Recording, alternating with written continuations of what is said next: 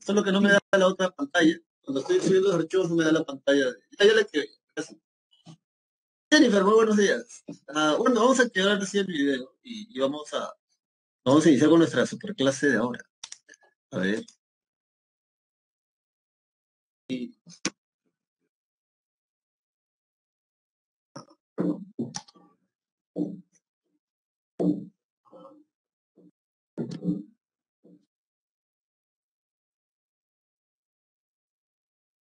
Bueno, a ver, vamos a... Tal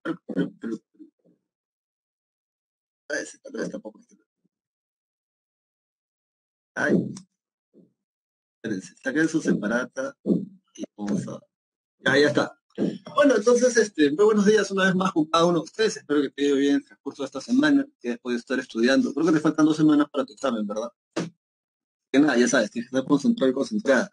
Además hay gente que se está quitando, así que, o sea, tienes que terminar de una posición mejor de la que iniciaste, ¿verdad? Esto no se acaba hasta el último examen, así que bueno. Bueno, la clase inicia donde nos quedamos en Historia Universal la semana pasada, y de hecho esta clase está en paralelo con lo que está ocurriendo en el continente americano. ¿Te acuerdas? A partir de 1810 en adelante vienen lo que son los precursores, y luego viene el proceso de emancipación, la independencia, luego viene San Martín, Simón Bolívar, luego se quita Simón Bolívar, se quita San Martín antes, y bueno, el primer militarismo. Ahora, durante ese lapso de tiempo, ¿qué estaba sucediendo en Europa? Bueno, eso es lo que vamos a ver en esta clase. Así que, a ver. Una idea interesante, porque yo sé que tú, digamos, cuando almuerzas en casa siempre escuchas la conversación de los adultos, ¿cierto? Es raro que tú participes. De hecho, anímate a participar de ese tipo de conversaciones, ¿no? Así vas a saber de qué hablan los adultos. Y a veces hablan de política, ¿sí o no? A veces hablan de tal partido, tal partido. A ti obviamente no te importa porque a ti ellos no te han de comer. Pero hablan, ¿no? Y hay gente que se molesta y se ofusca, y hay gente que hasta se pelean con los familiares, ¿verdad? Porque tú eres de tal partido y tú eres verde y yo soy, no sé, rosado, entonces estamos en partidos diferentes, ¿verdad? Bueno, ¿nunca te has preguntado de dónde viene esta idea de que hay gente de izquierda y hay gente de derecha? Yo te lo explico rápidamente. Cuando el rey Luis XVI, ¿te acuerdas? Es el que le cortaron la cabeza en la Revolución Francesa, convoca a los estados generales. La gente que apoyaba al monarca, que ya sabes son la nobleza, son los nobles tanto en el clero como eh, eh, el- los bellatores, ¿verdad? El estamento de la nobleza, la aristocracia. Ellos apoyan al monarca. Entonces ellos en la sala de reunión en París se sentaban a la derecha del monarca. Y en cambio los sans-culottes, que son los más radicales, los que vienen de provincia, los jacobinos, cuyo líder era Maximilien Robespierre, ellos se sentaban al extremo opuesto, o sea, a la izquierda. Y en el centro de la reunión se sentaba la gente que, digamos, o sea, no quería cortarle la cabeza al rey, pero tampoco, digamos, le querían almorzar con él, ¿no? O sea, de los moderados, ¿no? Los términos intermedios, ¿no? Los que están en el centro, supuestamente. O sea, no son ni muy radicales, pero tampoco son, o sea, ni muy de derecha ni muy de izquierda. Ni están con el rey, pero tampoco tan radicales.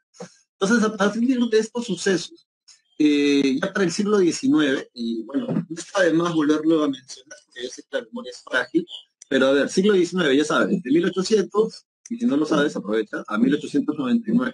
Recuerden, chicas, si usted me está escuchando, señorita, en esta clase, es a finales de este siglo, 1800, a finales de este siglo, donde ustedes adquieren derechos, eh, sí, donde ustedes adquieren derechos, sobre todo en la cuestión educativa. A finales del siglo XIX, las mujeres van a comenzar a ingresar por primera vez a las universidades, primero en Europa, luego en Estados Unidos, y luego aquí, en el caso de Perú, en 1905, creo, las mujeres ya pueden ingresar a la Universidad de San Marcos. 1905, 1905, así que bueno. Es una ideología. ¿Qué son? ¿Cómo se come? ¿Qué cosa es? Lo he escuchado toda mi vida. ¿Son terroristas, profesor? No. A ver, una ideología es, como creo que te había tratado de explicar antes, es un sistema de pensamiento, es un sistema de ideas, de conceptos, que te permiten interpretar el mundo. Creo que ya te lo había mencionado antes, y si no fue a este salón, debe haber sido a otro, pero ya lo he dicho antes. Tengo un par de déjà vus, porque ya sabes que repito la clase. Pero a ver, una ideología es como tener gafas. Escucha, a ver, ¿cómo te lo explico más? Acá tengo otra. A ver, sí, una ideología es como tener gafas. ¿Por qué, profesor? Porque básicamente tú y yo vamos a ver lo mismo, ¿verdad? O sea, imagínate, mis gafas son, no sé, mi ideología es cristiana, ¿ya? Yo interpreto todo en función de la Biblia, entonces yo veo así, ¿no? Todo transparente. ¿no? Lo veo así todo esto, ¿no? Pero ¿qué pasa si viene alguien, por ejemplo, tiene otra ideología? Por ejemplo, es ateo y es científico, ¿no? Entonces, tiene otras gafas. Él ve lo mismo que tú y yo vemos, pero él lo va a ver de un tono, de un color más, no sé, en este caso, ¿qué sería? A ver, tú mira, ¿qué sería? Me ves igualito, ¿sí o no? Pero de un color más marrón, supongo, me imagino, ¿no? Entonces, vas a ver exactamente lo mismo que yo veo, pero lo vas a interpretar de una manera distinta porque tu ideología, tu sistema de pensamiento, tu sistema de interpretar el mundo, tu sistema de conceptos es diferente.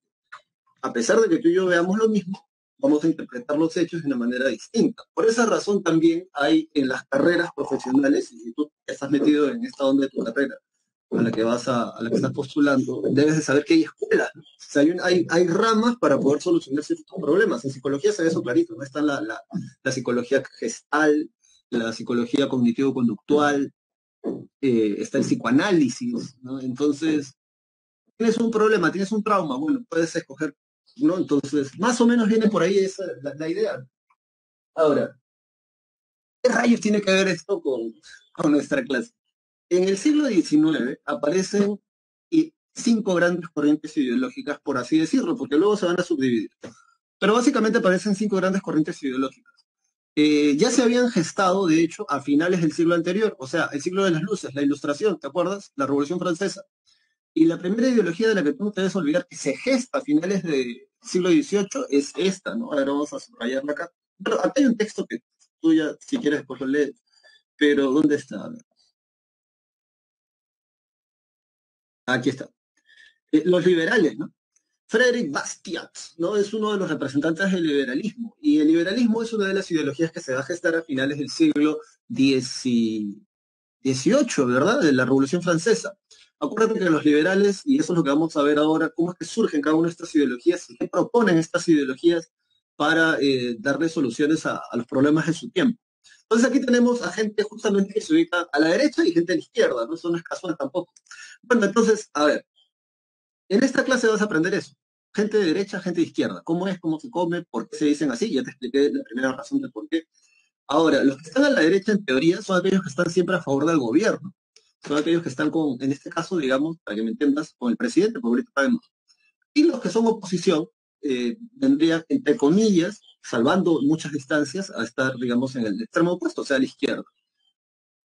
Si queremos analizar esto que te acabo de explicar para ver la realidad peruana en la actualidad, es muy complicado, porque en la actualidad hay muchas izquierdas. Profe, no entiendo. O sea, hay muchos partidos políticos que se llaman de izquierda, que se reclaman de izquierda.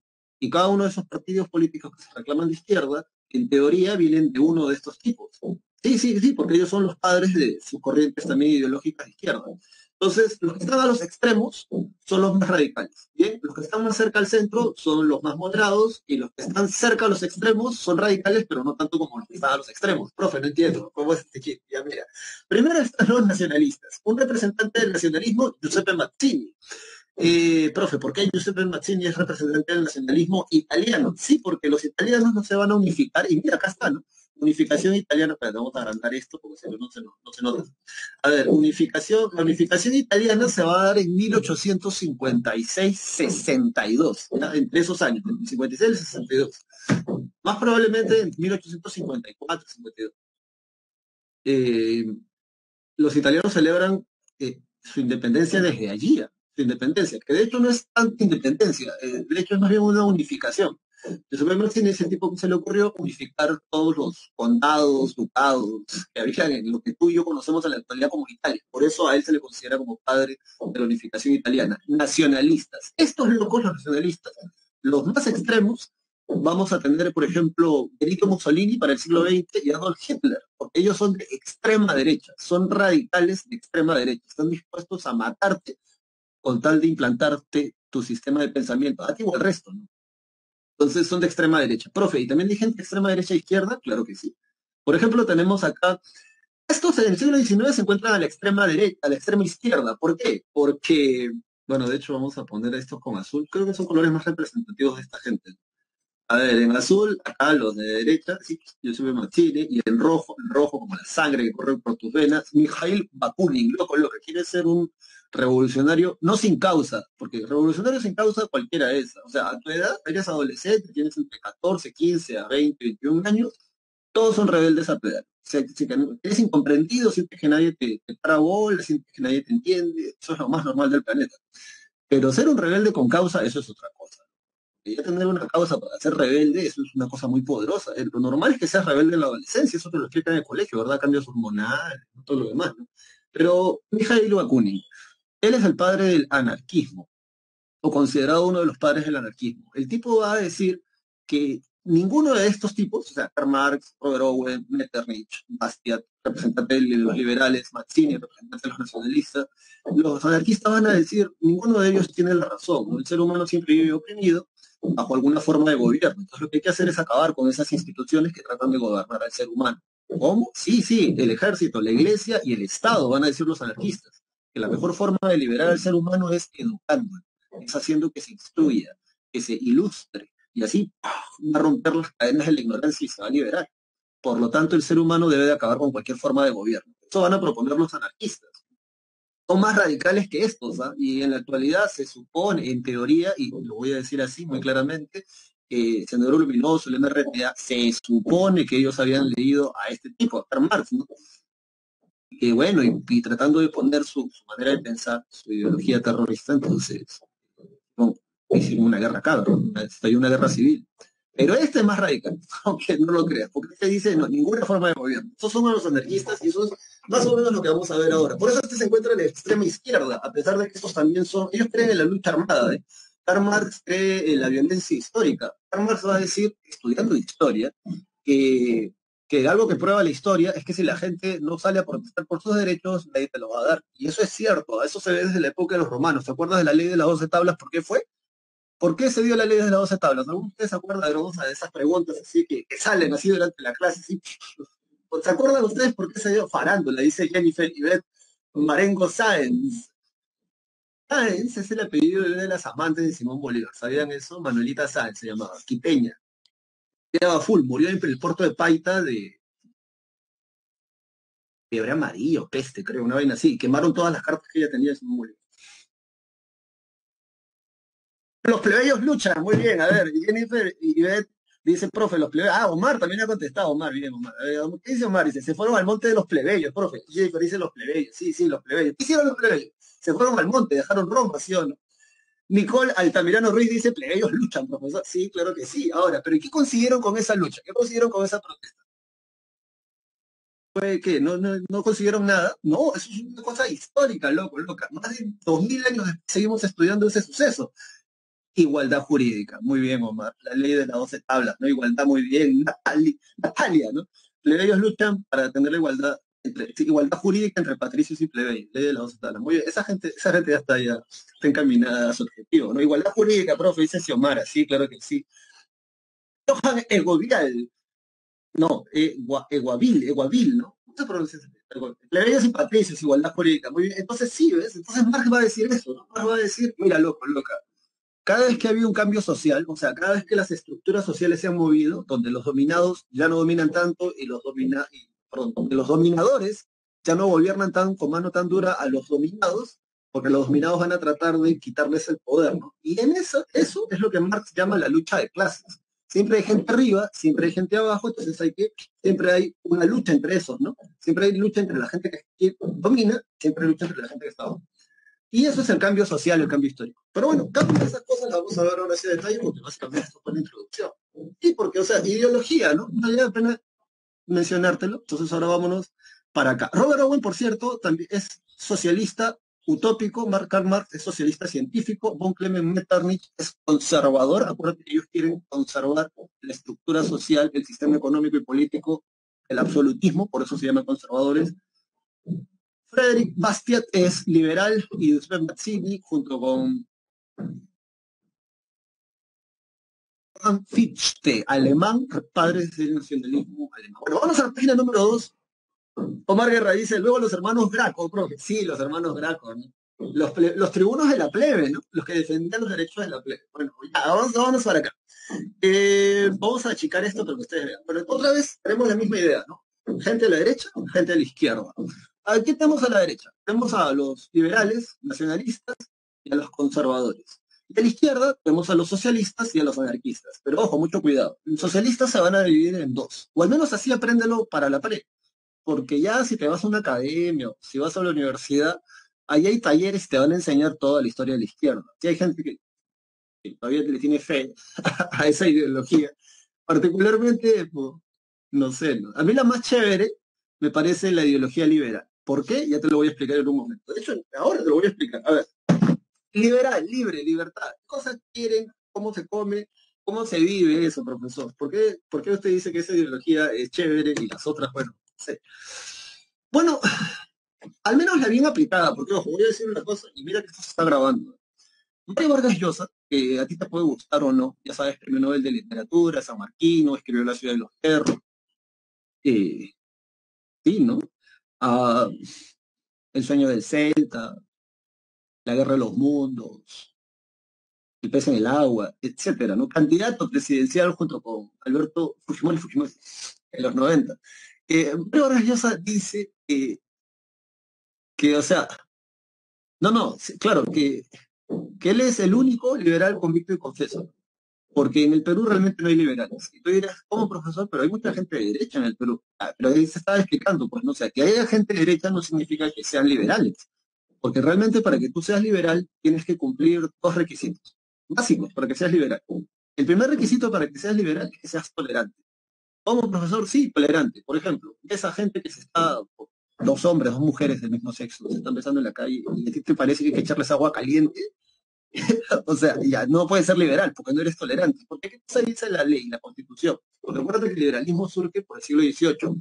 En tanto y en cuanto tú no fastidies o no te fastidien a ti tus derechos, libertades individuales, loco, loca, haz lo que se te dé la gana. Porque para eso tú piensas, ¿verdad? Se supone que para eso tú usas el cerebro. Tú no eres un niño, no eres una niña. No hay que estar detrás de ti. Las leyes ya están dadas. Supongamos, ¿no? Una constitución. Entonces tú tienes que leer las leyes. Puedes hacer lo que se te dé la gana porque eres libre para hacer lo que se te dé la gana siempre y cuando no transgredas la ley.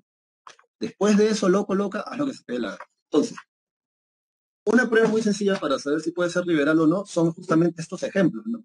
Si te choca, si te molesta, si te fastidia ver a gente del mismo sexo con su rollo, donde sea que estén, entonces no puedes ser liberal, pues porque los liberales son tolerantes. La ley no dice nada en contra de esa gente, hasta donde yo tengo entendido.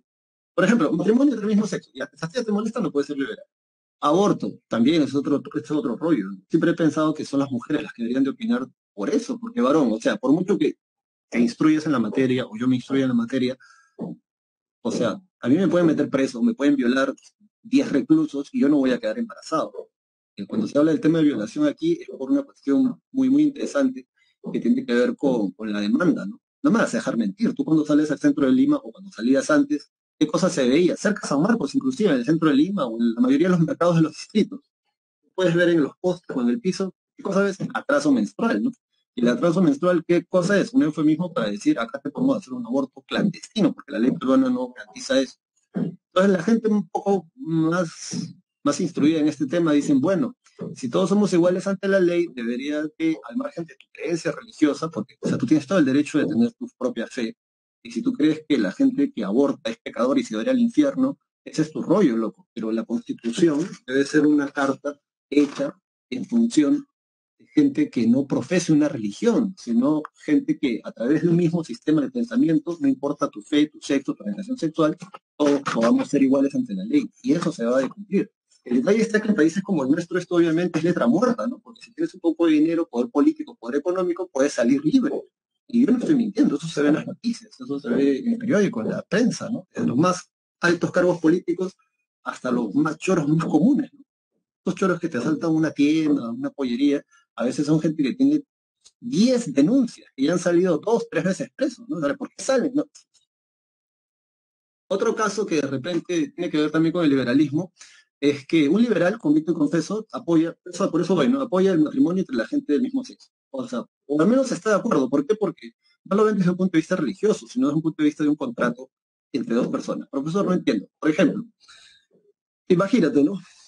Yo soy homosexual, toda mi vida he aparentado tener una vida heterosexual y de pronto le digo a mi familia que soy gay. Entonces mi familia, como es tradicional, una familia tradicional, me dicen primero que me voy al infierno, me botan de la casa, no me invitan a los cumpleaños, no me invitan en Navidad. Entonces yo a duras penas, entonces salgo adelante y hago mi propia vida. Me encuentro con una persona que realmente me ama como yo quiera que me amen. Y bueno, ¿qué cosa sucede? Como la ley peruana, y este no es un solo caso, son muchos casos así, no solo en el Perú, sino en el mundo, como no permite una unión civil, que es lo que estaban pidiendo, no hay un contrato, ¿verdad?, vinculante. Entonces, imagínate, yo soy gay, he trabajado toda mi vida, mi familia no me quiere, de hecho, me odian, me muero. ¿A dónde crees que va toda la herencia? Yo estoy casado con mi pareja, todo el patrimonio se va a mi familia directa, familia que me rechazó, en este ejemplo, ¿no? Entonces, no, un liberal en realidad no le haría asco a ninguno de esos temas porque entiende loco, es tu decisión. O sea, si tú respetas la ley, es, no sé, casarte con alguien del mismo sexo, loco, loca, ese es tu rollo, ese es tu vacilón, ese es tu rollo. Si ya te molesta, te incomoda, o si crees que no, porque no tienen tantos derechos, pues esa gente está pensando mal, están pensando mal porque están actuando mal, entonces no puede ser liberal. Puede ser de otra de las ideologías, pero liberal no puede ser, porque un liberal realmente se necesita bastante respeto hacia los derechos del otro y obviamente hacia tus propios derechos. Lo que creas es el consumo de droga libre.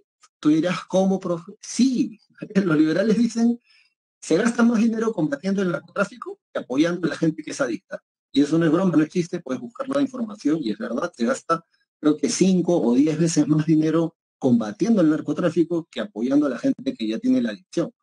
Además, los países que más consumen casualmente son los más industrializados, o sea, Europa, el continente occidental, Estados Unidos, son los países que más consumen. Y nuestros países, profesor, consumen droga, bueno, no, clorhidrato de cocaína, polvo de ángel, ese que se snifa, no, eso lo consumen mucho, por eso te digo, en el norte. Y somos productores de eso, más bien. Sí, pero de hecho, ahora recién salió un informe, ¿no? Que Perú es productor de muy buena calidad, además, hasta tengo entendido. Eso lo sabe la gente de Lima. Pero bueno, dicho esto, entonces, ni los liberales, ¿no?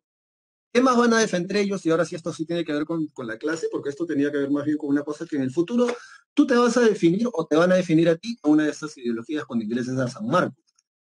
Sí, sí, por ahí alguien te va a gritar, ah, sí, eres un pequeño burgués, cerdo explotador de la clase obrera y trabajadora. O sea, de repente tu viejo tiene de repente una pollería, ¿no? O sea, una empresa. O de repente tú vas a ser el que le grita eso a alguien, ¿no? Abajo, cerdos capitalistas, ¿no? O sea, sí, sí, o sea, te van a ubicar o tú te vas a ubicar. Am, bueno, a mi entender, como te digo, para mí la más chévere es la liberal, desde bien aplicada, porque, o sea, te dice que tienes que hacerte responsable de tu vida sin joder al resto, que me parece lo más interesante de todas las demás que vienen. Porque, bueno, ya, entonces, ¿qué van a proponer los liberales a inicios del siglo XIX, ya cuando se cuajan como ideología? Bueno, estos van a proponer lo siguiente. Se basa en la libertad individual y en la igualdad jurídica ante la ley. Todos son iguales ante la ley y todos tienen libertades individuales y pueden ejercerlas siempre y cuando las respeten.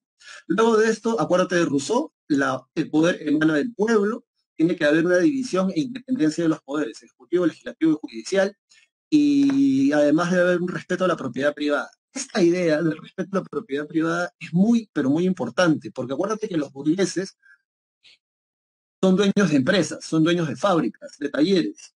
Ellos son los dueños, no es que ellos sean los maestros, ellos son los dueños. Y en esas fábricas, en esas empresas, sobre todo durante la primera y segunda revolución industrial, se explota mucho a la gente. Pero entonces el burgués lo que necesitaba era cuidar su patrimonio, tanto sus propiedades como su casa, como su empresa. Para eso hacen la Constitución, para que se garantice que lo que tú compras es tuyo, solamente tuyo y nada más que tuyo. Y que tú puedas hacer lo que aquí se te dé la gana con lo que tú has comprado, porque es tuyo. En ese sentido, gente como Karl Marx, este tipo que está acá, para el siglo XIX, van a decir lo siguiente. A través de la fábrica o de la empresa, y esto tiene mucho sentido, o sea, no está mintiendo Marx con esto, ¿ah? De hecho, su análisis él lo hace en Inglaterra, porque Inglaterra es el país más industrializado del mundo en el siglo XIX, y él va a decir que el ser humano, gracias a la tecnología, gracias a los avances científicos, a la industrialización, en vez de ser más feliz, es más miserable. Y esto es muy cierto, porque recuerda que, y si has estudiado tu clase de cívica, yo sé que lo vas a responder bien, ¿cuándo viene la segunda generación de los derechos humanos? La segunda generación de los derechos humanos, y aprovecho que esto no es clase de cívica, viene a finales del siglo XIX. O sea, a finales del 1800 viene la segunda generación de los derechos humanos que van a traer los derechos sociales, laborales y de bienestar social. O sea, una mejor educación, mejores derechos laborales y mejores condiciones de vida. ¿Por qué? Porque después de 100 años de la primera y segunda revolución industrial, la gente realmente, en vez de ser más feliz, era más miserable. ¿Por qué? Porque trabajaban más de 14 hasta 16 horas diarias en las fábricas. Y esto te lo estoy adelantando porque es algo que no dije cuando nos tocaba hablar de la primera y ahora que nos toca hablar de la segunda revolución industrial. Entonces, trabajan hombres, mujeres, niños, tu papá, tu mamá, tu abuelo, tu sobrino, tu hermano, trabaja todo el mundo. Profe, ¿por qué trabajan los niños? Bueno, se decía que como los niños tienen las manos más pequeñas, los bracitos más pequeños, podían introducir sus manos, sus brazos en lugares donde un adulto ya no podía y hacía atornillar o limpiar o desatornillar algo. Entonces trabaja todo el mundo.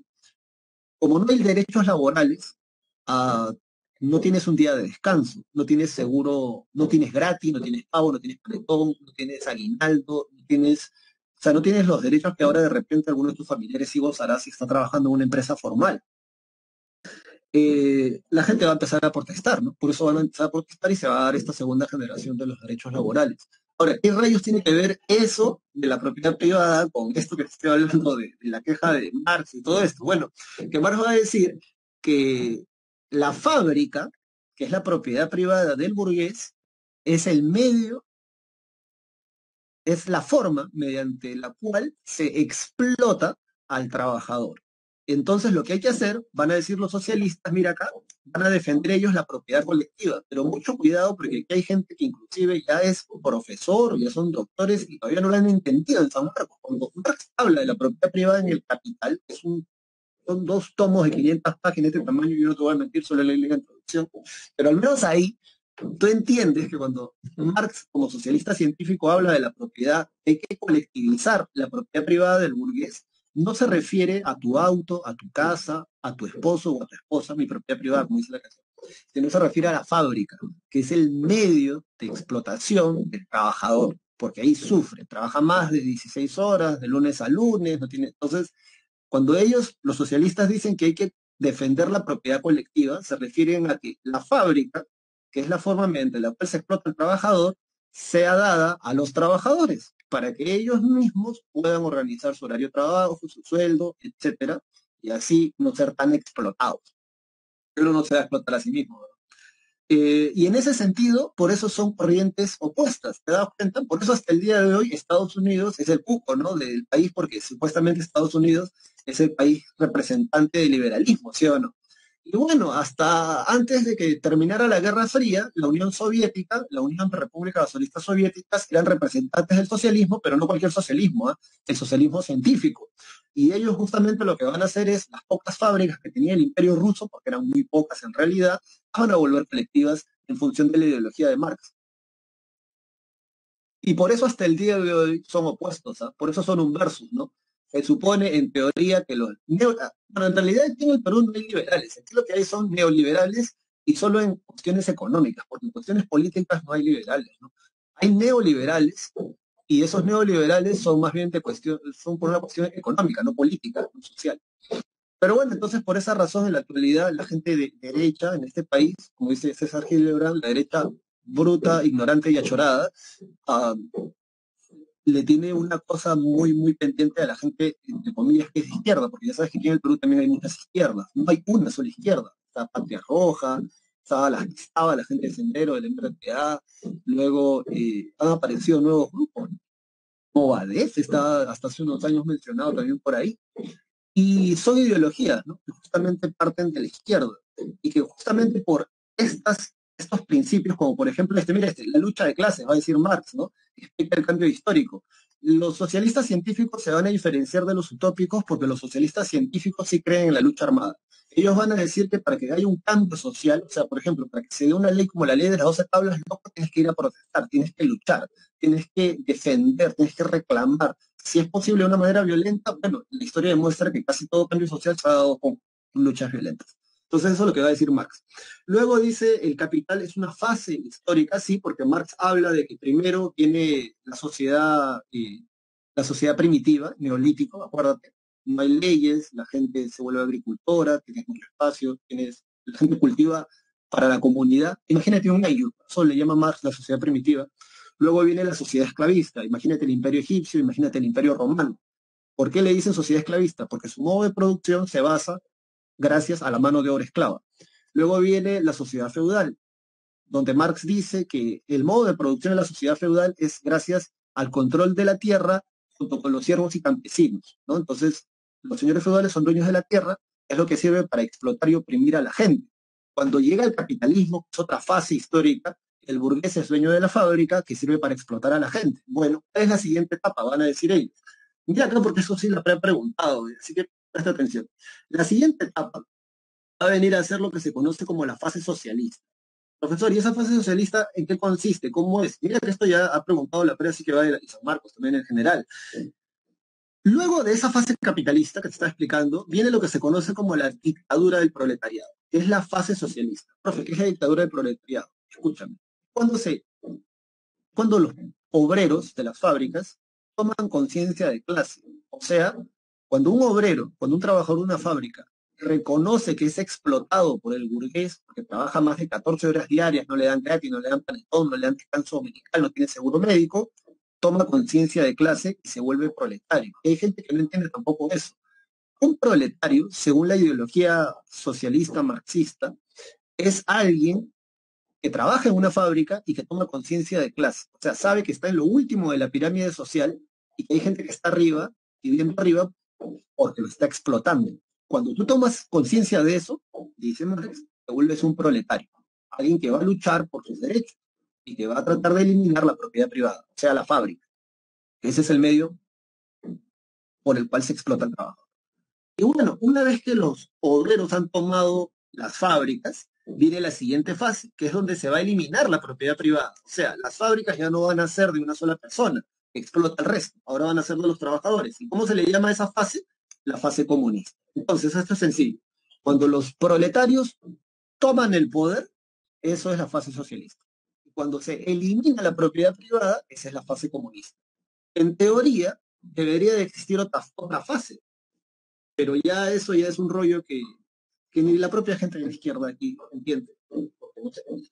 No ha leído mucho. Pero bueno, dicho esto entonces, profe, ¿quiénes son los socialistas utópicos? Bueno, los socialistas utópicos se diferencian de los científicos porque ellos creen que van a lograr el cambio social mediante formas pacíficas. Representante de ellos, este sujeto que está acá, Robert Owen, es el representante de los socialistas utópicos. Tiene una obra llamada Libro del Nuevo Mundo Moral. Robert Owen es un burgués de Inglaterra que va a tener su fábrica conocida como la New Lanark. En esa fábrica de la New Lanark, él va a implantar sus ideas de socialismo pacífico. Y bueno, va a decir que la propiedad privada tiene que ser reemplazada también por una propiedad colectiva, promoviendo la colaboración entre los burgueses y el proletariado, o sea, los trabajadores, a través de cooperativas, ¿no? O sea, asambleas entre los propietarios de la fábrica y los trabajadores para que juntos puedan coordinar y así ver una mejoría, ¿no? En todo sentido, tanto en la producción como en los derechos de los trabajadores. Y por esa razón, Robert Owen es pionero en dar descanso dominical en Inglaterra a sus trabajadores, darles seguro médico, crearles barrios para sus trabajadores, coles, o sea, va a ser un éxito. Le va a ir bastante bien a Robert Owen en Inglaterra. Esa idea Robert Owen se la va a llevar a Estados Unidos y en Estados Unidos funda la Great Trade Union, el primer sindicato de trabajadores del mundo en Estados Unidos. ¿Qué van a hacer los estadounidenses? O sea, el gobierno lo van a declarar ilegal. Porque obviamente, claro, ¿no? O sea, un burgués liberal no quiere que tú reclames por derechos, ¿verdad? Porque si todos somos iguales ante la ley y si la ley no existe, o sea, no existe una ley que defienda tus derechos, pues todos estamos bien, ¿no? Pero pucha, cuando salgan a protestar ya no, pues, ¿no? O sea, ¿no? Porque esa ley se impone, va a ser para todo el mundo. Entonces, nada que descanso de trabajo de 8 horas, descanso normal, no, eso no puede ser, ¿no? Entonces, por eso justamente un inicio también hay problemas. Va a fracasar, en todo caso, este proyecto de Robert Owen en Estados Unidos. Sin embargo, va a ser declarado como uno de los padres del socialismo utópico porque sus ideas van a realmente germinar después, ¿no? Sobre todo en el ámbito de los derechos laborales, sobre todo en ese sentido. Luego, muchos socialistas utópicos, para seguir con esta idea, muchos socialistas utópicos, al darse cuenta de que, coño, pacíficamente la cosa no va a cambiar, devienen en anarquistas, que es algo muy interesante, que ya esta historia también tienes que haber ingresado, digamos, a la carrera de filosofía, de historia, o una carrera afín para poder entender estos temas, porque realmente es historia del pensamiento filosófico, ¿no? Pero muchos socialistas van a terminar deviniendo en anarquistas. ¿Por qué? Porque se van a dar cuenta, como te decía, con Mikhail Bakunin, padre del anarquismo. Este tipo va a decir que tanto los socialistas científicos, utópicos, como los conservadores, los liberales o los nacionalistas, defienden pirámides, ¿bien? Donde hay gente que domina y hay gente que es gobernada. Entonces, ¿qué van a decir? Y eso lo ha preguntado la PRE hasta el cansancio, ¿eh? O sea, la PRE ha preguntado por cada una de estas 5 ideologías, que es bastante sencillo, realmente, si sabes cuáles son las características que defienden cada ideología. Y los anarquistas promueven la supresión, eliminación, aniquilación, exterminio del Estado y de toda forma de gobierno. ¿Ves? Esa es la más sencilla, por eso te digo. Planteando la creación de sociedades de autogestión. Profe, ¿cómo es una sociedad de autogestión? Como, como en la Edad Media o como en el Tahuantinsuyo, que era una sociedad autárquica, algo así, ¿no? Que cada pueblito, cada distrito genere los recursos necesarios para que pueda existir. Pero eso no se va a lograr si no se educa al pueblo. Porque ellos van a decir esto, ¿no? O sea, no vamos a eliminar al Estado ni a esta forma de gobierno tan que nos oprime, y el ser humano no se libera de las cadenas de la ignorancia. Entonces los anarquistas van a proponer justamente un buen sistema educativo. Es una cosa muy loca. Yo espero que tú algún día tengas la oportunidad de confirmar lo que te estoy contando, que los colegios más famosos o de más prestigio, por ejemplo en Italia y en España y en Francia, que es el caso, son los 3 casos que yo conozco, porque de hecho, si no me equivoco, es para toda Europa occidental, los mejores colegios son colegios públicos, no colegios del Estado. Yo no sé a nosotros quién nos ha vendido la idea, y o sea, ojo que no estoy aquí diciendo nada en contra de la gente que tiene una educación privada, ¿no? Pero hay algo muy cierto que me lo dijo mi profesor, es un profesor que enseña todavía en la pre, que también enseña en la carrera de historia, y le va a decir algo muy interesante que hasta el día no me he olvidado. 10 años, quizá 12 años, estudiando en un colegio privado, que decía que era preuniversitario, ¿verdad? Que decía que te enseñaban inglés, francés y no sé qué más. Ya, 10 años, ¿eh? 12 años en un colegio privado, o en dos, o en tres. ¿Por qué estás aquí? O sea, si realmente la educación que a ti te han dado es una educación de calidad, ¿qué haces aquí escuchando esta clase? Porque se supone que te han cobrado mucho dinero durante 10, 12 años para que evites este tránsito y pases de frente a la universidad dando un examen óptimo. Pero eso es algo que tampoco recuerdan los padres, ¿verdad? ¿Quién estudia cuando estaba en el cole? O sea, estudiar, ¿no? Agarrar la clase, después de la clase leer. Claro, ¿no? Pero bueno, en Europa, como les decía, los principales colegios son colegios públicos. Y eso, ¿gracias a quién? ¿Gracias a quiénes se debe eso? Gracias a los anarquistas. De hecho, allá en Europa, ser de izquierda o ser anarquista no es mal visto. Son ellos, fueron la gente de izquierda o anarquistas en Europa los que van a conseguir los primeros derechos laborales. De hecho, son los anarquistas, mira, ni siquiera son los socialistas, ¿ah? Porque valgan verdades, y esto es algo que tampoco te entiende la gente que es de izquierda, a veces tienen teoría de San Marcos y ya son de izquierda. Que no hay nada de malo, ¿ah? Sino el rollo está que esto que te voy a explicar a veces no lo entienden. Los sindicatos, los primeros sindicatos en el mundo son anarquistas, ¿ya? ¿Por qué, profesor? Porque los anarquistas van a decir, bueno, ¿qué dicen los burgueses? Que todos somos iguales ante la ley, ¿sí o no? Ya, bueno, entonces, ¿qué vas a hacer tú, trabajador? Únete, pues, compadre, únete tú, trabajador, explotado, que no tienes descanso dominical, únete y reclámale más derechos. Porque, a ver, ¿tú tienes trabajo? No. ¿Tú has puesto $1 para esa fábrica? No. Bueno, entonces, ¿para qué se la quieres quitar? No se la quites, esa es de él. Pero lo que sí puedes hacer es reclamar más derechos, porque ellos dicen eso, ¿verdad? Todos somos iguales ante la ley. Entonces, despierta, espabila, reclámale más derechos, haz huelgas, protestas. No te quedes sin chamba. Más bien, exige que quieres trabajar, pero en mejores condiciones. Pero para eso tienes que instruirte, tu compadre, tienes que leer. Entonces también pide colegios para tus hijos. Ellos van a comenzar a hacer todo este movimiento en Europa.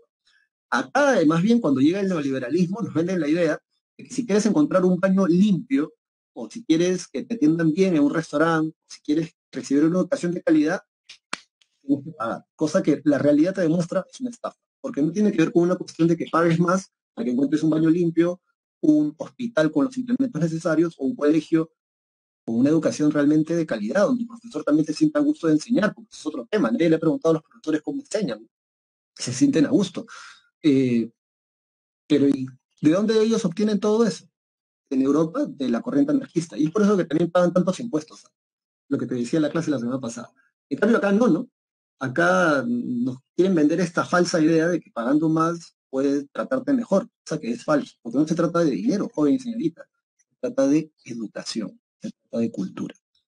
Puedes tener todo el dinero del mundo, pero si no tienes educación, no tienes cultura, ¿de qué te sirve todo ese dinero? Vas a disfrutar la vida muy poco realmente, porque la gente que más conoce es la gente que puede disfrutar más de la vida. La gente que menos conoce tiene placeres muy simples, muy elementales. Que si tú tienes entre 15 o 21 años, créeme que lo mejor de tu vida todavía está por venir. Ingresa a la universidad, luego te metes a ver en qué ideología calzas mejor. De hecho, si hay tiempo, por ahí te dejo una encuesta para que veas tu forma de pensamiento en la actualidad, a qué tiende, izquierda, de derecha, y nada, ¿no? Seguimos avanzando en esto porque ya hay que llegar a la Primera Guerra Mundial. Bueno, entonces, los anarquistas, acuérdate de ellos. Y bueno, finalmente llegamos a los dos últimos. Tenemos lo fácil, ¿ah? Esto es fácil, por eso los he dejado para el final también, porque no es nada complicado. Vamos a hablar ahora de los nacionalistas, vamos a ponerles acá verde, porque aunque no lo creas, los principios ideológicos de los ecologistas en la actualidad, los ecologistas, esa gente que habla del mundo verde, no contamines, protege la tierra, cuida los bosques, los animales, ideológicamente están más cerca a Hitler que de repente los partidos de izquierda en la actualidad, o los de derecha en la actualidad. ¿Cómo, profesor? Sí, porque Hitler también había puesto leyes para proteger bosques, animales, y todo, proteger la tierra, el Panhermann, el Lebensraum, ¿no? El espacio vital que viene en la Segunda Guerra Mundial. Entonces los nacionalistas, a ver, ¿por qué esto es sencillo, profesor? Porque los nacionalistas defienden la idea de que tú y yo somos parte de una comunidad común. En este caso, lo que yo hacía en las clases de la pre para hablar de este tema era el siguiente. Chico, chica, y esta es una pregunta que cualquiera de ustedes puede contestar con un sí o con un no. Eh, ¿Pachacútec era peruano? ¿Sí o no? Contesta, por favor. Porque respondiendo eso, vas a saber qué es nacionalismo. Dale, dale, anímate, porque es una pregunta de sí o no, ¿no? O sea, ya tampoco te pases. Y a ti, que tú nunca, que no comentas nada, tú nunca. Alejandro dice, no, profesor. XD. ¿Hay otra respuesta? ¿Hay otra posible respuesta? Nadie dice no. Ya, muy bien. Si es no, la pregunta siguiente sería ¿por qué? O sea, ¿por qué Pachacute no sería peruano? ¿O hay alguien que cree que sí es peruano? Omar dice, 11 años de enseñanza pública en colegio religioso, pero ya, pues, no, o sea, al menos no pagaste, no, tus viejos no pagaron, digamos, dinero durante 11 años, ¿verdad? Un colegio privado para que después descubran que quiere ser, no sé, tecnocumbero, por ejemplo. No hay nada de malo tampoco con eso, pero loco, loco, o sea, dale al chico aquello que necesite para que desarrolle su espíritu, su creatividad, y no para que desarrolles aquello que tú no desarrollaste cuando tenías la edad de tu hijo o tu hija, ¿no? Una vaina así. Era el Tahuantinsuyo. Muy bien, Sebastián Causo. Nicolás Altamirano Ruiz dice, sí, profesor. Omar dice el Tahuantinsuyista. Sí, a ver, entonces, con esta pregunta es interesante porque eso es nacionalismo. Escúchame, para pasar a otro tema. Los nacionalistas piensan o te hacen creer que nuestro país ha existido siempre. O sea, cuando yo estaba en clases de cole, en secundaria aquí, en Perú, hablaban de los antiguos habitantes del Perú. Y los antiguos peruanos, decía, ¿no? Los antiguos peruanos, los antiguos habitantes del Perú.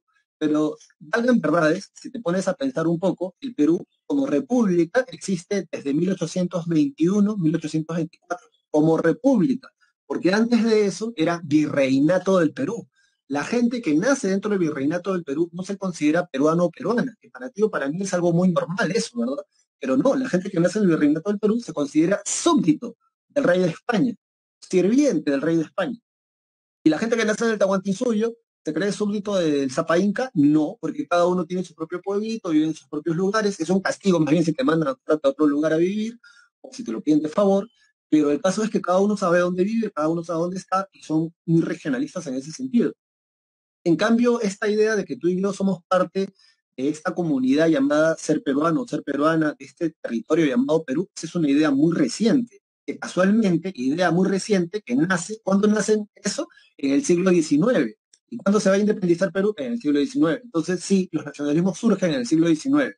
Que por cierto, los nacionalismos vienen de los burgueses, ¿ah? surgen del romanticismo del siglo XIX, profe, no entiendo. Sí, porque los románticos van a tomar mucho la poesía, los cuentos y las historias locales. Como son historias locales, son historias regionales, se vuelven historias nacionales, donde todo un conjunto de personas van a pensar o van a imaginarse como parte de esa comunidad. Caso de los alemanes, caso de los italianos. Y aquí justamente tenemos, ¿no? Dice, sostienen que existe una comunidad soberana, unida, mucho cuidado, por vínculos de raza, en la actualidad se dice etnia, aunque esa palabra para los años de los cuales estamos hablando está bien porque el término raza en el siglo XIX se usaba mucho, solo que en la actualidad decimos etnia. Lengua, historia, religión también, ¿eh? Y tradiciones en común. Defienden el derecho de la autodeterminación política de cada nación, o sea, que cada nación elige el sistema de gobierno que quiera, y exaltan la patria, o sea, morir por la patria, morir por la nación.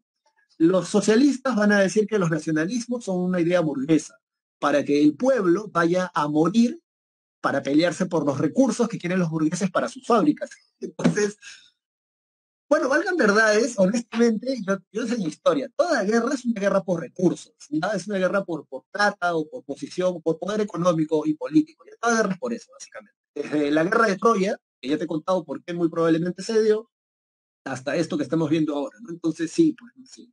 Los nacionalismos solamente justifican que la gente vaya a morir porque hasta el día de hoy tú le tienes bronca a nuestros hermanos del sur, ¿sí o no? Tú no te has peleado con ellos, yo tampoco, pero igual los nacionalismos nos hacen tener enemigos, ¿no? ¿Por qué? Porque así es más fácil que luego cuando haya guerra es la vida por la patria.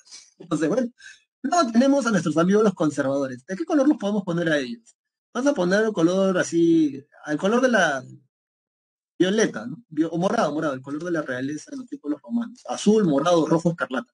Los conservadores, este es fácil, son los nobles, los antiguos nobles, tanto del clero como de la nobleza, que tratan de defender el retorno del antiguo régimen, o sea, de la sociedad estamental, y de mantener la defensa del absolutismo y sus privilegios o los privilegios de la iglesia. Dicho esto, chico, chica, acabamos con las 5 ideologías. Bueno, en realidad 5, pero ya sabes que uno se subdivide en dos.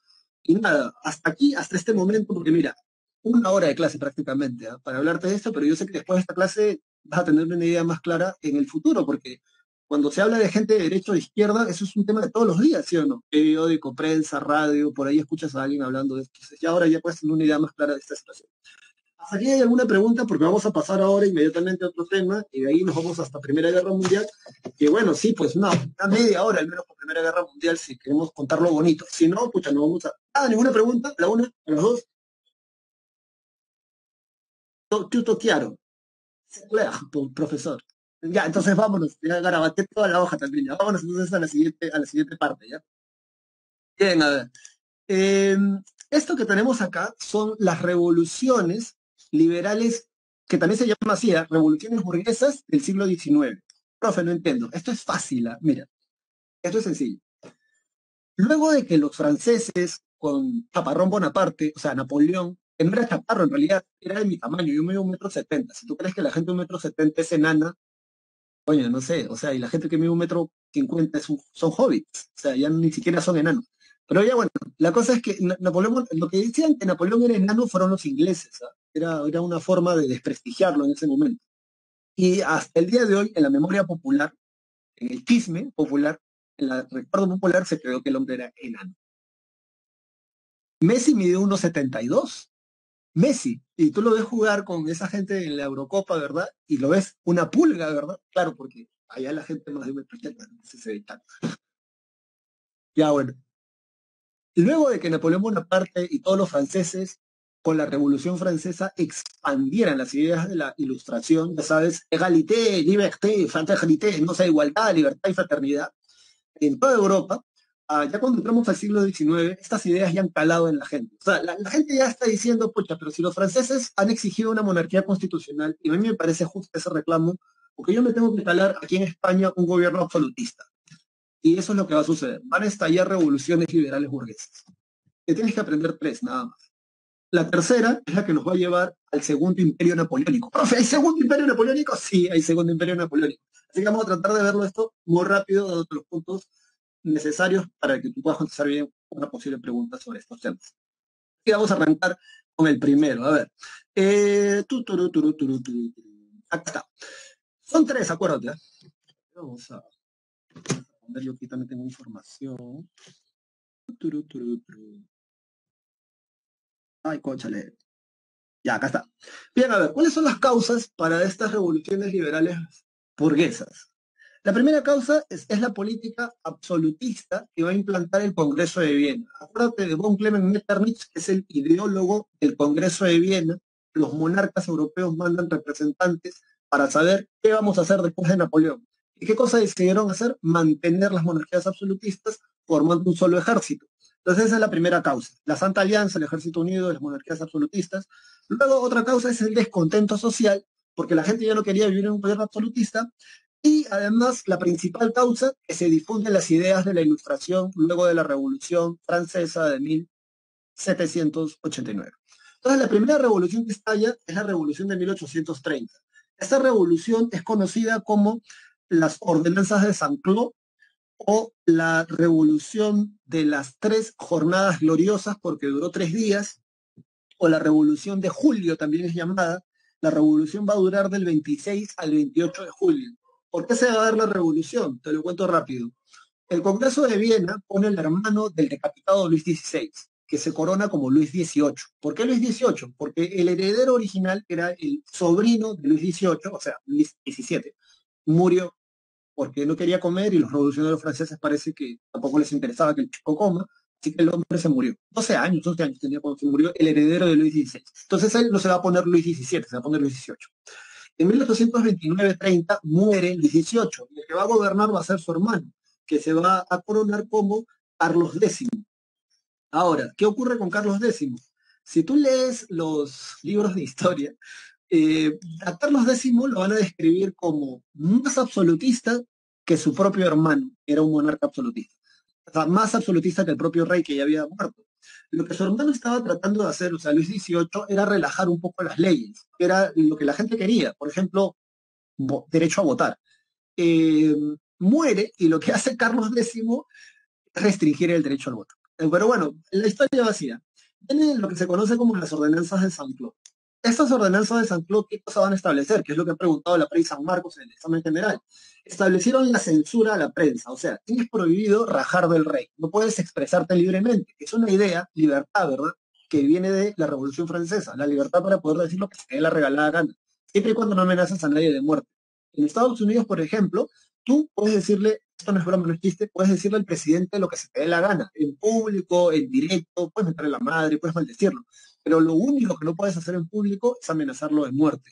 Si tú lo amenazas de muerte, creo que te puedes ir 15 años o 10 años preso de frente, solo por amenazarlo de muerte públicamente. Pero el resto tú le puedes decir lo que quieras. ¿Por qué? Porque se supone son liberales a libertad de expresión. Luego van a limitar el derecho al voto. Esto también te acuerdas del problema de la votación de la Revolución Francesa. Cuando Carlos X entra al poder, él va a decir, bueno, está bien, ustedes quieren votar para elegir a las autoridades y todo lo demás, perfecto, van a poder votar. Pero van a poder votar con estos requisitos. Mayor de 30, no, escucha, mayor de 60 años, casa propia, trabajo propio, saber leer y escribir y estar casado. ¿Por qué? Tú dirás. Porque solo una persona con esas características es realmente libre, es realmente independiente, es realmente autónoma y realmente puede tomar decisiones por sí mismo. Más de 60 años, con casa propia, con trabajo propio, saber leer y escribir y casado. Y haces un esfuerzo, ¿quién crees tú que cumple con los 5 requisitos? Porque muy probablemente tú eres hijo de un burgués, ¿no? Entonces vives en la casa de tu padre, trabajas con tu padre, estás casado, sabes leer y estás casado, pero no tienes casa propia. Y tienes más de 30 años, tal vez tienes 40 años. Por las ordenanzas de San Cloud, lo que Carlos X quiere es restringir el derecho al voto, sacando de lado a la mayoría de los burgueses, a casi todo el pueblo de Francia, y solamente permitiéndoles votar a aquellos que cumplen esos 5 requisitos, que básicamente es la nobleza. ¿Qué va a hacer la gente? Oh, la gente se va a levantar en armas, líderes de esta revolución. El pueblo va a pedir la renuncia de Carlos X y Luis Felipe de Orleans, que es un burgués, va a ser propuesto como nuevo candidato, porque Carlos X finalmente termina renunciando a la corona francesa y el hombre huye a Inglaterra, ¿ya? Ahí se va a quedar, huye a Inglaterra. Entonces, ¿qué van a hacer los franceses? Van a declarar la monarquía constitucional, o sea, vamos a tener un monarca por el cual vamos a votar, pero ese monarca tiene que respetar la Constitución hecha por los representantes del pueblo. Y bueno, Luis Felipe de Orleans va a ganar las elecciones prometiendo algo como buen político, o sea, completamente malo, que después no va a cumplir. ¿Qué cosa va a ser él que va a prometer y por qué la gente va a votar por él? Luis Felipe de Orleans, coronado luego como Luis Felipe I, el rey burgués, va a prometer dar el derecho universal masculino al voto, para que todos los hombres mayores de 21 años puedan votar. Chicas, ustedes ya saben que ustedes no figuran hasta el final. Entonces, el tipo gana las elecciones así. Gracias a esta revolución, como puedes ver en el mapa, luego van a estallar otras rebeliones en otros países, los estados pontificios, Hannover, Bélgica, Sajonia y Polonia, expandiéndose aún más. Entonces, ¿qué más tenemos acá? Espérense. Ay, cónchale. Hay algo más que de repente me estoy... No, esto no es. ¿Por qué? ¿Por qué? Me estoy adelantando. Ya está. Hay algo más que de repente me falta mencionar. Vamos a ver. Surge como consecuencias de esto, entonces, consecuencias, profesor, ¿cuáles son las consecuencias? Ya, surge la sociedad de carbonieros, que son como que gente que conspira o que raja del gobierno, y la constitución del clero liberal. Consecuencias de eso. Vámonos a la segunda parte rápidamente. La revolución de 1848. Profe, esta revolución, ¿con quién tiene que ver? Con Luis Felipe I de Orleans, de hecho. ¿Cuáles son las causas? Lee conmigo acá. A ver, dice. Luis Felipe I, el rey burgués, va a prohibir los banquetes. ¿Qué son los banquetes? Dice reuniones políticas para silenciar los reclamos de una reforma electoral. Ya, esto te lo cuento así porque esto es por historia, ¿ya? Escúchame. Luis Felipe de Orleans gana las elecciones prometiendo algo que no cumplió. El derecho universal a hombres mayores de 21 años para que puedan votar. Él se pliega a la alta burguesía. Cuando tú escuches alta burguesía, piensa en dueños de bancos, dueños de grandes empresas. ¿Ya? Son burgueses que tienen mucha plata, asquerosamente ricos. Entonces, estos burgueses van a convencer a Luis Felipe I de Orleans de que no cumple su promesa electoral, por así decirlo, ¿no? El tipo les va a hacer caso. Cuando eso surge, los franceses en París van a comenzar a tener reuniones, tertulias, es el término, digamos, técnico, donde, ¿qué cosa es una tertulia? Para que te hagas una idea. Imagínate que tú seas hombre o mujer, un día invitas a 5 o 6 de tus amigos a tu casa a tomar café. Y no estoy bromeando, ¿ya? Café. Dicen que el café fue muy importante durante la Revolución Francesa porque, aunque tú no lo creas, el café sirve para concentrar, te despierta. Ojo, no te vayas a tomar 2 litros de café, ¿no? Pero como ya te había dicho antes, medio dedo de, sí, sí, un poquito de café antes de tu examen para que puedas estar concentrado y atento. Dicen que el café fue muy importante en la Revolución Francesa porque de hecho dejaron de beber tanto alcohol y comenzaron a beber más café, lo que les daba tiempo para conversar. Bueno, en una tertulia entonces haces galletitas, haces café, alguien saca un periódico de 1848 que muy probablemente decía lo que el rey Luis Felipe estaba haciendo. Entonces uno de ustedes se pone a leer el periódico en voz alta y el resto escucha. Cuando esta persona termina, tú das tu opinión, obviamente diciendo que Luis Felipe de Orleans es un inepto, que como no se idea una manera de sacarlo. Entonces, él va a prohibir esas reuniones, que ya está atentando contra tu libertad de expresión, porque nadie debería de prohibirte poder reunirte en tu casa, compartir un lunch y rajar del monarca porque realmente es un inútil. Entonces, lo van a aceptar. No viene el problema cuando el tipo prohíbe los banquetes. Sí, también se le conoce como el bando prohibitivo a esta sí, la prohibición de los banquetes. ¿Qué cosas son los banquetes? Bueno, como Luis Felipe había prohibido estas tertulias donde rajaban de él, ¿cómo le sacan la vuelta los parisinos a esa ley? Van a ser buffets. ¿Alguna vez ha sido un buffet? Bueno, si no ha sido, yo te lo describo. Entras a un restaurante, pagas, ponte 40, 30, 50, 80 soles, una entrada. Entonces tú entras y vas a ver mesas con bastante comida. La gente que por lo general no sabe y es su primera vez, vas a lo que más te gusta, por ejemplo, ves churrasco, ves ceviche, lo que más te gusta. Vas a eso, te sirves 3 kilos de eso, te lo comes y cuando ya estás bien panzón, bien panzona, relajado, mirando a tu alrededor, ¿no? Te das cuenta de que había más comida, que hay dulces, que hay cositas saladas, que hay ensalada. Uy, entonces ya no quieres más, pues ya estás lleno. ¿En qué consiste un buffet? Tú comes todo lo que puedas comer. Y bueno, eso es lo que van a hacer los parisinos para sacarle la vuelta a la prohibición de las tertulias. Van a hacer banquetes, buffets. Tú compras un boleto, tú compras un ticket, entras a ese buffet, te sirven tu comida y mientras tú estás comiendo, imagínate, hay alguien que se para sobre su banco y comienza a rajar del gobierno de Luis Felipe I, del rey Borges. Y entonces tú mientras estás comiendo dices, sí, yo te apoyo, compañero, tienes razón. Y entonces eso es lo que el monarca va a prohibir, ese tipo de reuniones. La ley sale en la mañana, en la tarde la eliminan, pero la gente ya estaba molesta. ¿Por qué? Porque no solamente él está prohibiendo que se reúnan para rajar de él, que tiene que ver con la censura, ¿verdad? No respeta la libertad de expresión, sino que además se está metiendo contra un principio económico. Como profesor, claro, porque si tú compras un boleto, tú estás gastando tu dinero para comprar un boleto, para entrar a un buffet, y es tu plata, nadie debería de prohibirte a ti cómo gastas tu dinero. Y eso va en contra de uno de los principios del liberalismo económico, ¿verdad? Que si es tu dinero, tú deberías de tener la libertad de gastar tu plata. La gente salió a las calles a protestar. Bueno, ¿quiénes son los líderes de esto? Hay líderes acá. Ahora, ¿qué tenemos? Causas. La gente pide una mayor participación política del pueblo, los obreros piden una reforma económica y mejores en las condiciones de vida. Y bueno, finalmente va a negar Felipe de Orleans el voto universal masculino a los hombres y esto va a prohibir los banquetes y esto va a ser lo que va a propiciar que el 22 de febrero de 1848 la gente salga a pedir su renuncia. El pueblo se va a alzar en armas y va a ser, escúchame bien, el triunfo de los republicanos. Consecuencia de esto va a ser el triunfo de los republicanos estableciéndose la Segunda República Francesa. Profe, ¿cuándo fue la primera? Loco, la Revolución Francesa, como Maximilien Robespierre. Atento porque hay Tercera República Francesa.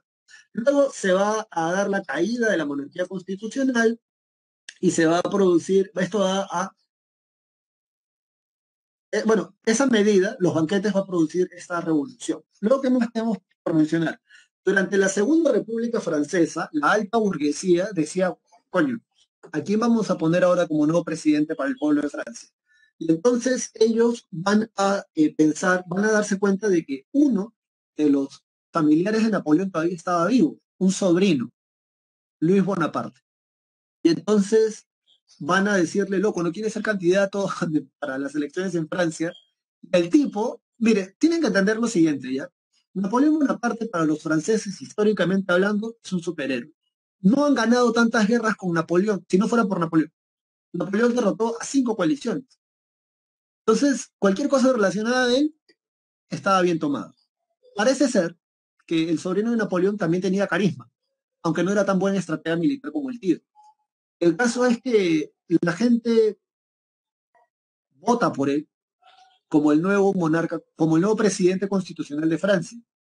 Pero imagínate tú que la gente lo va a querer tanto, lo va a amar tanto, que van a aceptar que él imponga el segundo imperio napoleónico, porque va a dar un golpe de Estado y la gente lo va a aceptar. Y con él surge el segundo imperio napoleónico. Entonces, a ver, creo que esta ya es la siguiente imagen, ¿o no? Sí, aquí está la Segunda República Francesa.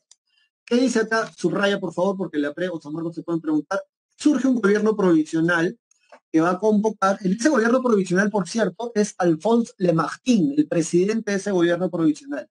San Marcos, hace más de 20 años atrás, preguntó qué diablo se hizo en ese gobierno provisional. Bueno, yo te lo digo.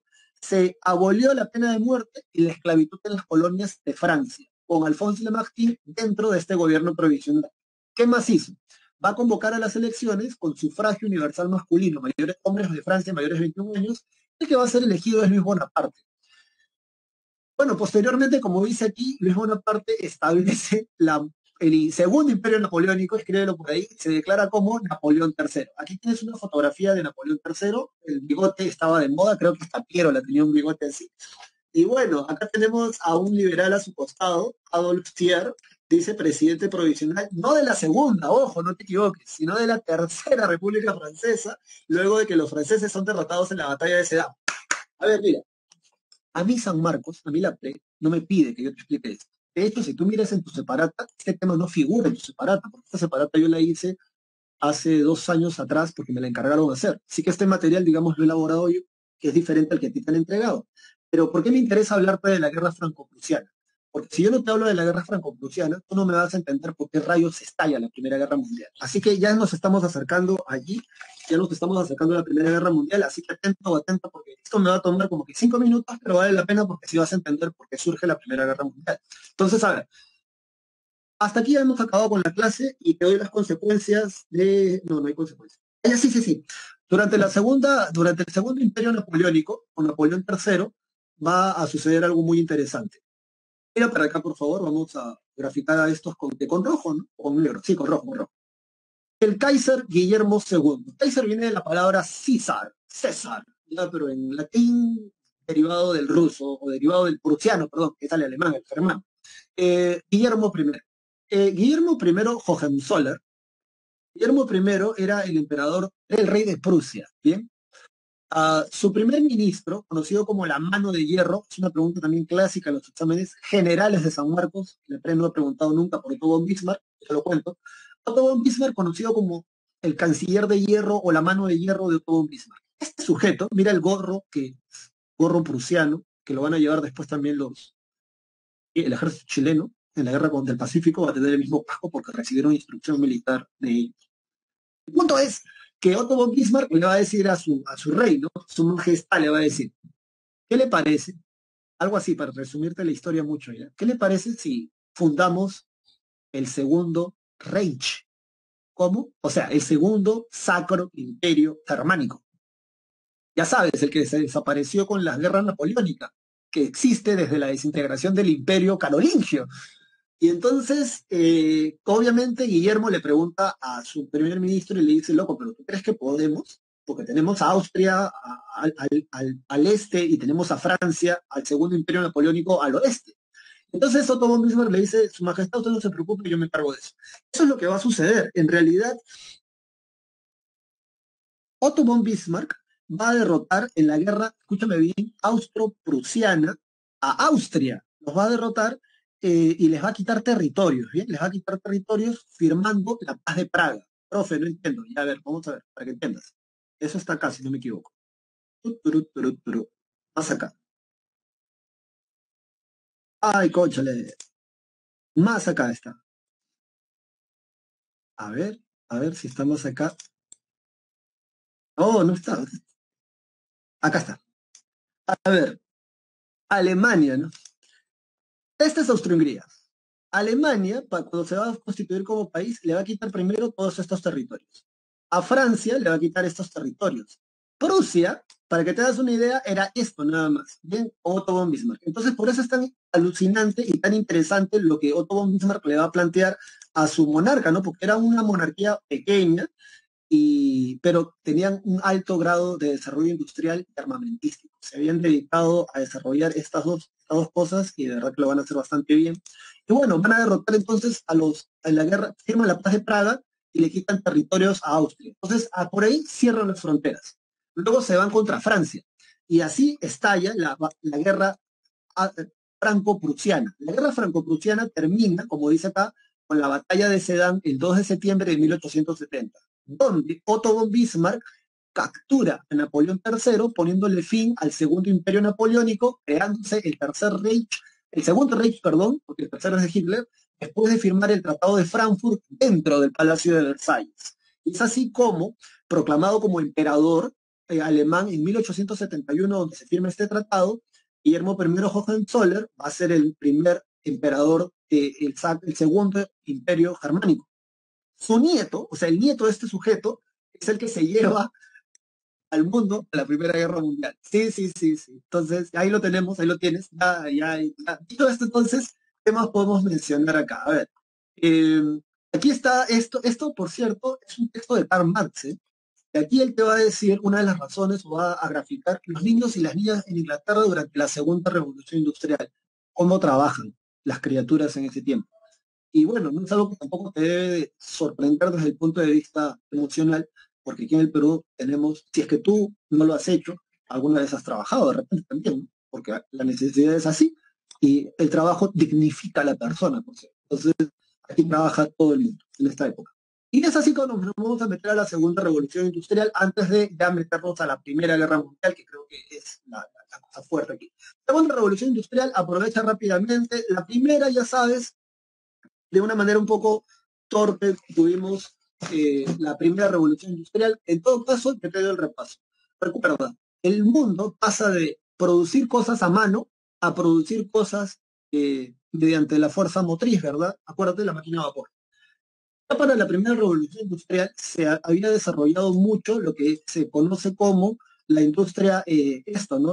De las locomotoras, de los trenes. Pero es en la segunda revolución industrial donde se va a aprovechar más, aunque ya en la primera se estaba dando. Entonces, ¿qué podemos mencionar aquí? Lo primero es la definición.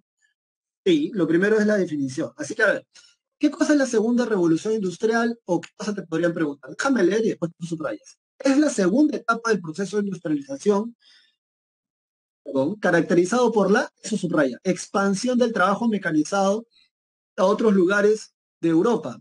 Alemania subraya principalmente, ¿ya? Porque es Alemania el país más industrializado del continente europeo.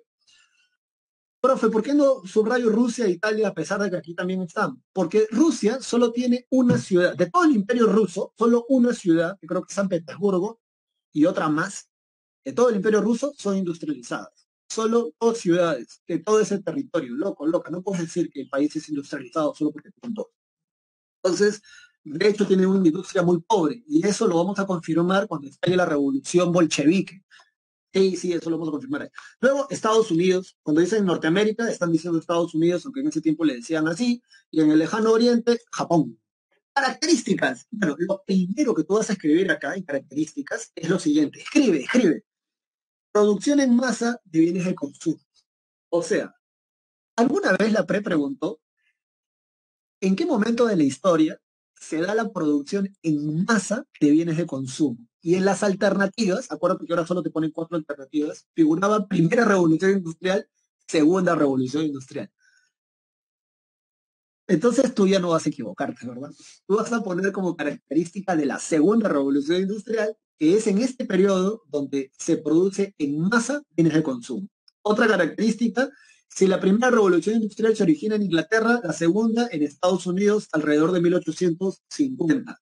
Segunda característica, es una nueva fase, hay nuevas fuentes de energía, apréndetelas de memoria, el petróleo y la electricidad. Se va, dice, a dar el desarrollo científico con aplicación en la industria. Claro que sí, profe. ¿Cómo? Por ejemplo, a ver, desarrollo científico de la industria eléctrica, petrolera, farmacéutica y automovilística. ¿Ya? Esos son los principales ejemplos.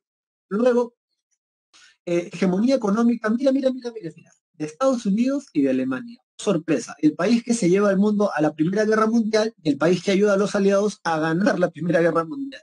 No es casualidad. Si tú te preguntas por qué Alemania se va a la Primera Guerra Mundial contra los aliados de Inglaterra, es por eso, por Inglaterra. Porque desde la Revolución Francesa, si no antes, desde la conquista española, Inglaterra siempre es el país. Entonces, las otras potencias de Europa tratan de bajársela, ¿no? E Inglaterra, de una u otra manera, ha terminado bien parada.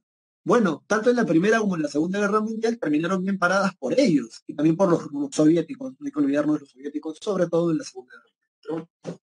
Entonces, ¿qué es la Primera Guerra Mundial? Alemania midiendo fuerzas contra Inglaterra para saber quién es el próximo hueco del queque en el siglo XX, o sea, en el 1900 para adelante. Bueno, dicho esto, Alemania intenta desplazar hegemónicamente a Gran Bretaña, a Inglaterra. De hecho, y eso lo sé porque en la universidad me han dejado lectura sobre eso, la lana, ¿te acuerdas que las primeras industrias lanar es inglesa? Bueno, la lana que vende Alemania es de mejor calidad y es más barata que la que vende Inglaterra. ¿Cómo es esto posible si se supone que Alemania no tiene colonias? Porque ese es el otro chiste. Acuérdate que las potencias industrializadas necesitan colonias para obtener la materia prima y para poderla transformar en sus industrias y luego volvérselas a vender a esas colonias. Pero Alemania, como es un país que se ha formado al final, en 1871, no tiene muchas colonias. Cuando llegamos a 1914-15, Alemania tiene una industria militar alucinante, tiene una industria también alucinante, de producción, lana, y van a medir fuerzas con los ingleses y casi les ganan, ¿no? Si no es que estos no se meten. Sí, sí. Pero bueno, luego de esto que nos tenemos Tenemos, dice, organización científica del trabajo, el Taylorismo y el Fordismo. Ya, esto te lo explico bonito, ¿sí? El Fordismo es bastante sencillo. No es otra cosa sino una cadena de montaje. De hecho, vamos a poner acá esto en azul. Cadena de montaje. ¿Cómo, profesor? Sí, el Fordismo es una cadena de montaje. Lo entiendo. Henry Ford se va a dar cuenta de que si a una persona tú la dejas atornillando ruedas durante un mes, esa persona se va a volver experta atornillando ruedas para siempre. Si a otra persona tú le encargas poner el vidrio o todo lo que sea las ventanas a los autos, esa persona se va a volver experta en eso. Entonces, ¿qué cosa hace Henry Ford? Henry Ford inventa lo que se conoce como la cadena de montaje. Es una especie de mesa, banda elástica, vamos a llamarlo así, donde se van a colocar, ahí esto se me pasó, donde se van a colocar aquí los trabajadores. ¿Bien? Entonces vamos a colocar acá un trabajador, otro trabajador, otro trabajador y otro trabajador. Y lo que va a suceder a continuación es que el trabajador de esta sección es el que monta las ruedas del auto. Toda su vida ingresó a trabajar a los 15 años, se murió a los 72 atornillando ruedas. Era el experto atornillando ruedas. Entonces, esa es la cadena de montaje. Henry Ford se da cuenta de que va a reducir mucho eh, el tiempo para producir un auto a través de este sistema. Hasta que llega Taylor. Taylor le va a decir a Henry Ford, supongamos porque son contemporáneos, Taylor le va a decir, loco, yo puedo hacer que te produzcan más autos con la misma cantidad de tiempo, pagándoles el mismo salario y con los mismos materiales que tienes acá. Entonces eso para Ford es imposible, loco. Es imposible porque mira, estos locos ya trabajan más de 14 horas diarias, de lunes a lunes, y además yo ya tengo la cadena de montaje y al mes me producen 6 autos. Mira, le dice Taylor a Ford, si yo puedo hacer que produzcan más, ¿tú me pagas? Entonces Ford le dice, claro que sí, ¿no? Son burgueses, en la cuestión capital, el dinero, ¿no? Entonces, ¿qué dice Taylor? Taylor va a la fábrica de Ford, los reúne a todos los trabajadores y les dicen, para el siguiente mes necesito que me produzcan 12 autos, en la misma cantidad de tiempo, con el mismo salario y con esto. Si no creen que lo pueden hacer, pueden retirarse, ahí está la puerta, hay 1 millar de gente que está esperando ocupar su puesto, así, de frente. Entonces, obviamente, tú estresada, si antes te montabas las ruedas en, no sé, 10 minutos, ahora lo vas a hacer en 6 minutos. No lo vas a hacer en la mitad del tiempo porque es imposible, pero sí lo vas a hacer, digamos, más rápido que antes porque no quieres que te despidan. Llega a fin de mes y la gente en la fábrica ha producido 12 autos, no, han producido 10, o sea, han producido 4 más de los 6 que ya producían. Y entonces, ¿qué significa eso? Taylor descubre que aplicando ciertos ajustes, tú puedes hacer trabajar más a la gente por el mismo salario y en las mismas condiciones de trabajo. A eso se le llama Taylorismo. Sí, sí. Y eso lo hacen hasta el día de hoy. No es broma, no es chiste. Sobre todo en nuestro país ahora que vienen los extranjeros, porque hay algo que no me va a dejar mentir nadie.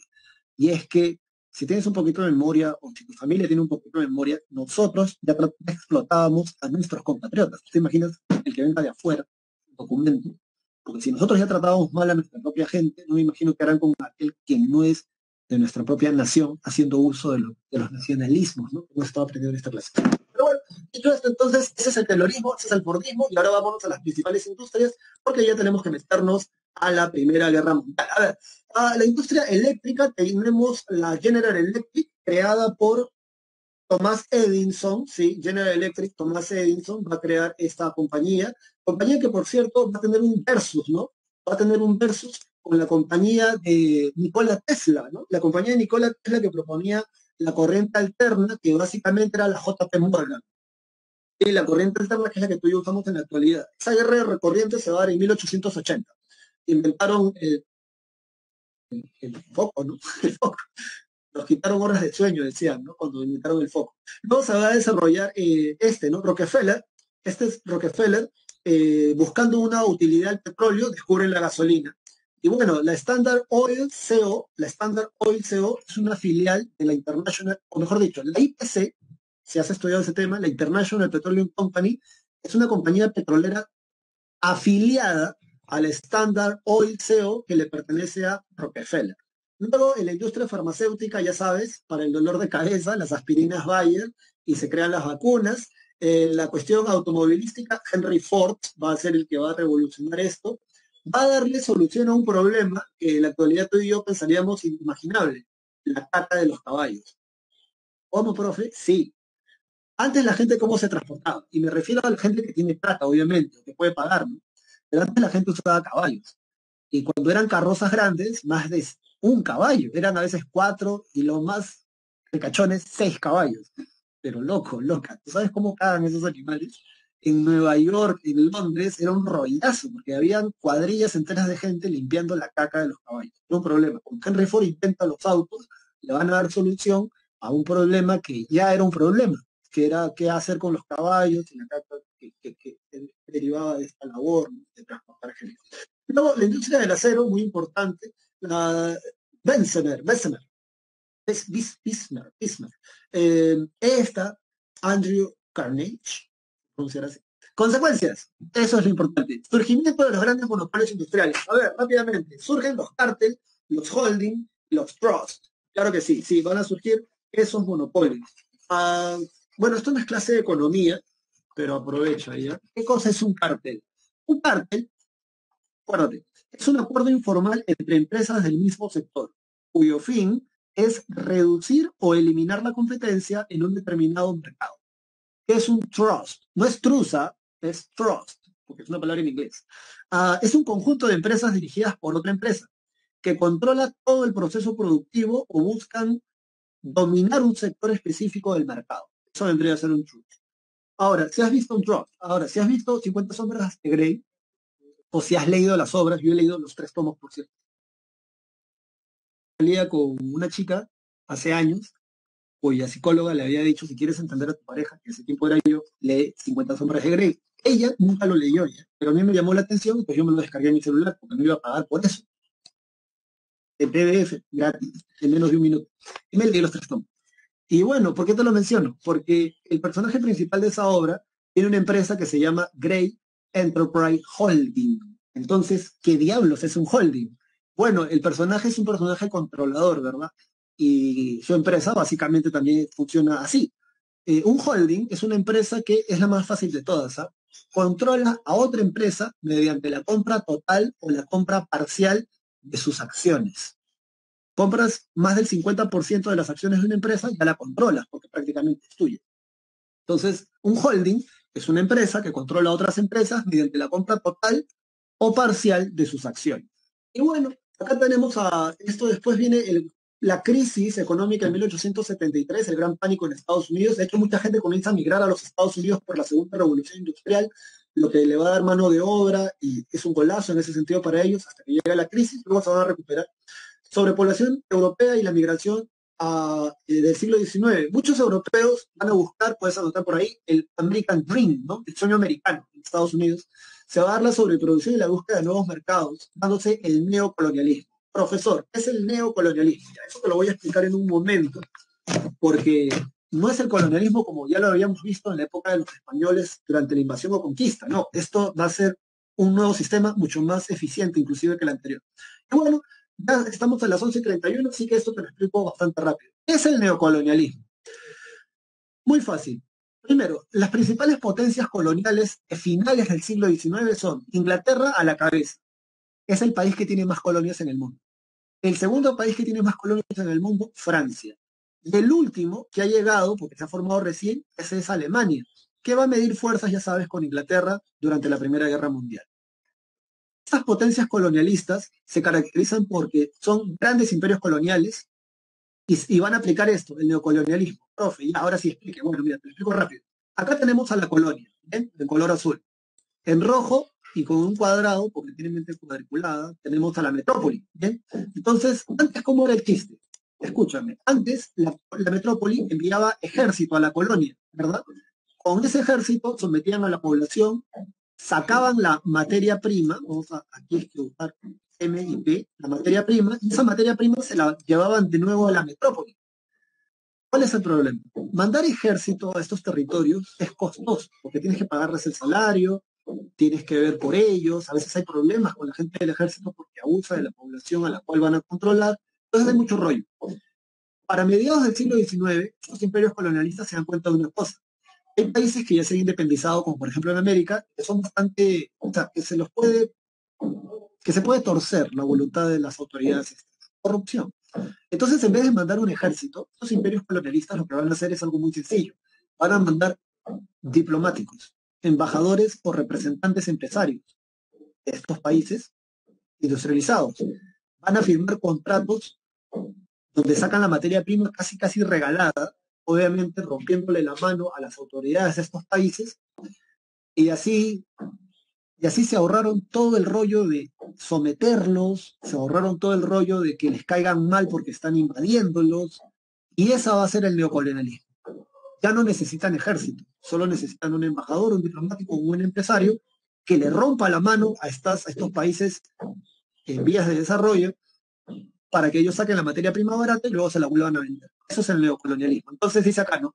Dominación política de un país, política y económica de un Estado industrializado, ahí puedes poner Inglaterra, porque acuérdate que el principal prestamista del Perú, hasta antes de Leguía, es Inglaterra, con estados menos desarrollados. Bueno, en estados menos desarrollados puedes poner ahí Perú, siglo XIX, siglo XX, ¿no? Y dice, es la era del imperialismo alcanzó su apogeo entre 1875 y 1914, durante la Segunda Revolución Industrial. Grandes capitales europeos van a colonizar el mundo. O sea, los europeos tienen dinero, están buscando mercados donde invertir ese dinero. Y hay surgimientos de las grandes empresas multinacionales que son las que hemos visto en la parte anterior. Luego de esto dice búsqueda de materias primas, que ya te lo expliqué, acumulación de dinero también, inversión también, sobreproducción también, exaltación nacionalista, sí, sí, los alemanes, los italianos, visión eurocéntrica del mundo. Ahí puedes escribir las famosas 3C. Como profesor, sí. Son cristianos, son comerciantes y son civilizados. Esas 3C te van a dar comercio, cristianismo y civilización. Con esa excusa, con el rol civilizador de la raza blanca, dicen acá, pero debe ser Aria, que es lo que va a decir Hitler, van a tratar de imponerle sus sistemas de gobierno, de pensamiento y de religión y economía a los países en África y en Asia, empobreciéndolos más, o empobreciéndolos de hecho. Bueno, y aquí está la reina Victoria, que es la que consigue el auge y el apogeo de Inglaterra a finales del siglo XIX. Están acá sus dos ministros, Benjamin Disraeli y Edward Gladstone. Son los dos ministros de Inglaterra que van a hacer que Inglaterra sea el país más poderoso durante la segunda mitad del siglo XIX, o todo el siglo XIX, mejor dicho. Y bueno, finalmente, ya para meternos a la Primera Guerra Mundial, las conferencias de Berlín. ¿Cómo es? ¿A qué sabe? ¿Qué fueron? ¿Cómo fueron? Bueno, las conferencias de Berlín, como dice aquí en la pantalla, le iba a decir en la pizarra, como dice aquí en la pantalla, a ver, vamos a ver acá, lee conmigo porque es bastante sencillo. Mira, dice, convocada por Otto von Bismarck, ¿te acuerdas? El canciller de hierro, en 1884. En ella van a participar las principales potencias. Esto es fácil, ¿eh? Las principales potencias europeas, Estados Unidos e incluso el Imperio Turco Otomano. Ahora, ¿para qué van a participar? Para saber cómo se llevan, acá dice intervenir ya, pero lo cierto es que quieren establecer cómo se van a repartir África económicamente, como si fuera una torta, van a decir, bueno, Inglaterra, a ti te toca esta parte, a mí me toca esta parte, tú no te metes acá, yo no me meto ahí. Los únicos países, y eso fue pregunta del ciclo pasado, que quedaron libres de esto fueron Etiopía y Liberia, porque no van a estar sometidas a la dominación colonial de estos países. Y así se repartían el mundo como si fuera de ellos, y hasta el día de hoy parece ser que lo siguen haciendo. Por eso hay tanta gente que habla ¿cómo se llama esto? Las conspiraciones, ¿no? Sí, de las conspiraciones y estas cosas. Pero a ver, ¿dónde está África? África. Hecho, ¿dónde está África? Había una imagen de África siendo repartida como una... Acá está, esta es la imagen de África siendo repartida como si fuera una torta. China también está ahí. Aquí está, uy, lo encontré, menos mal. Acá está rápidamente, te lo muestro.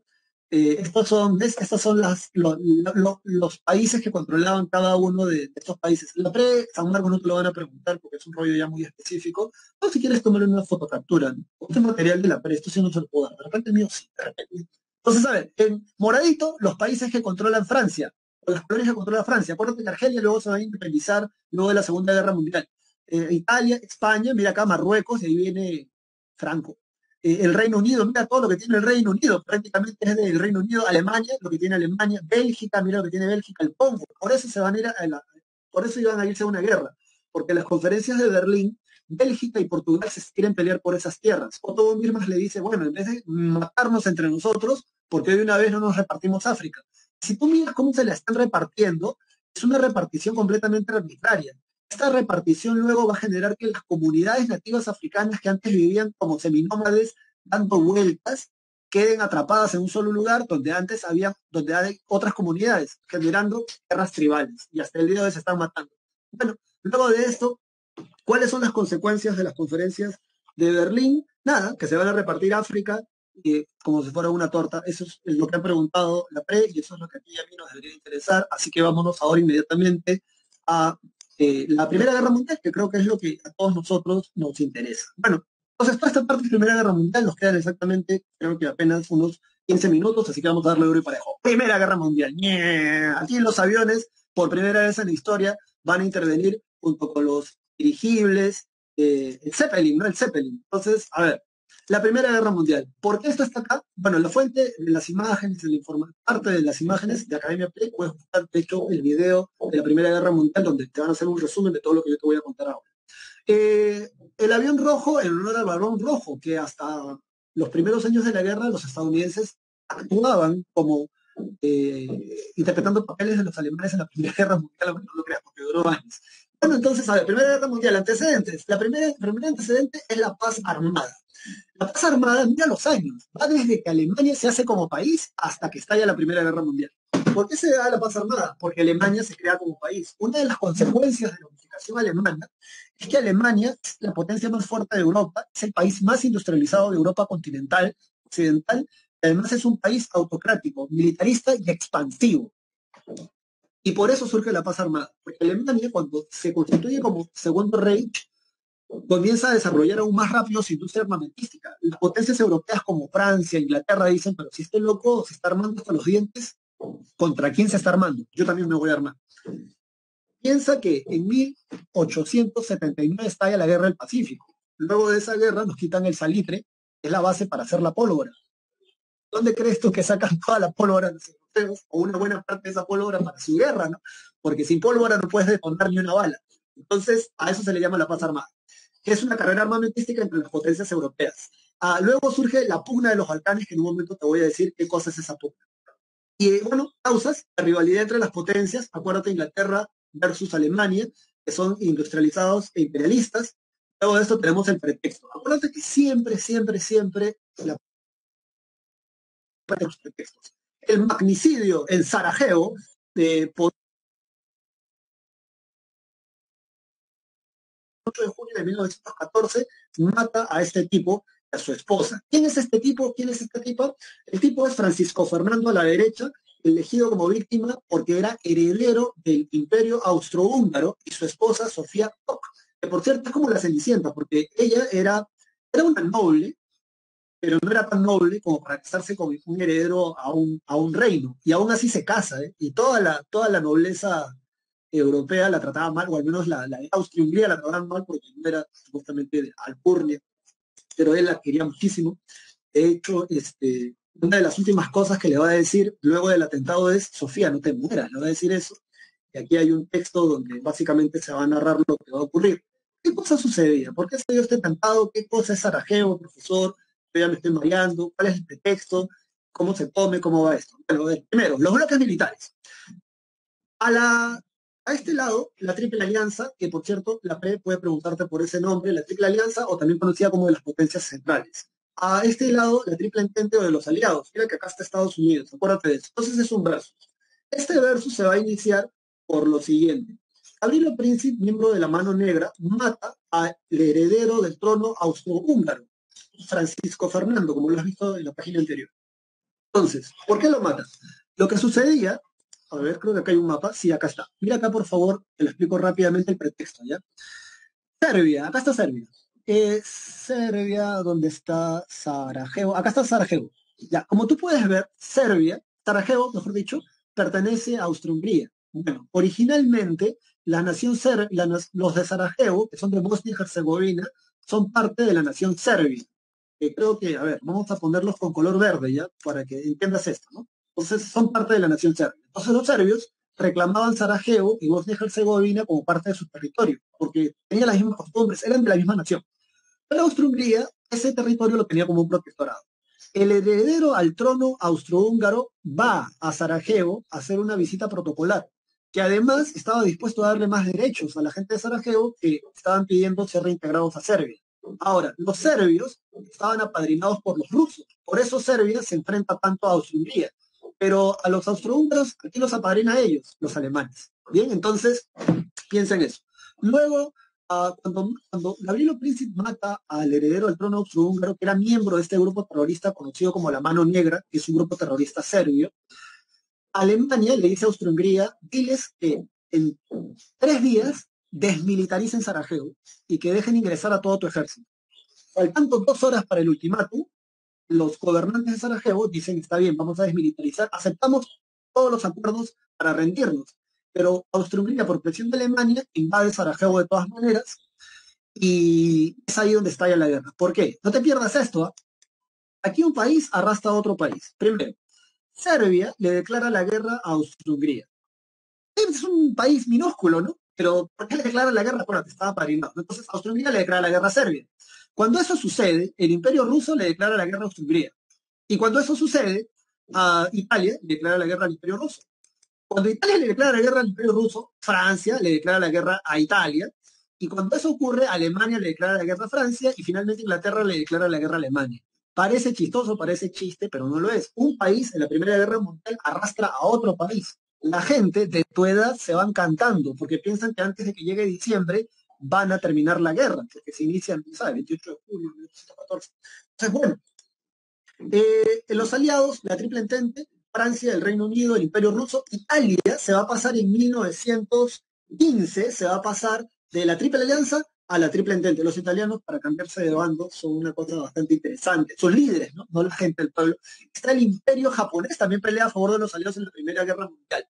Ya sabes que los que ponen la balanza del favor son los Estados Unidos y acá en la Triple Alianza tenemos a el Imperio Alemán, el Imperio Austrohúngaro, el Imperio Otomano y el Imperio Búlgaro. Se les conoce como de las potencias centrales por el mapa que estás viendo acá, por el mapa que estás viendo aquí. ¿Ves?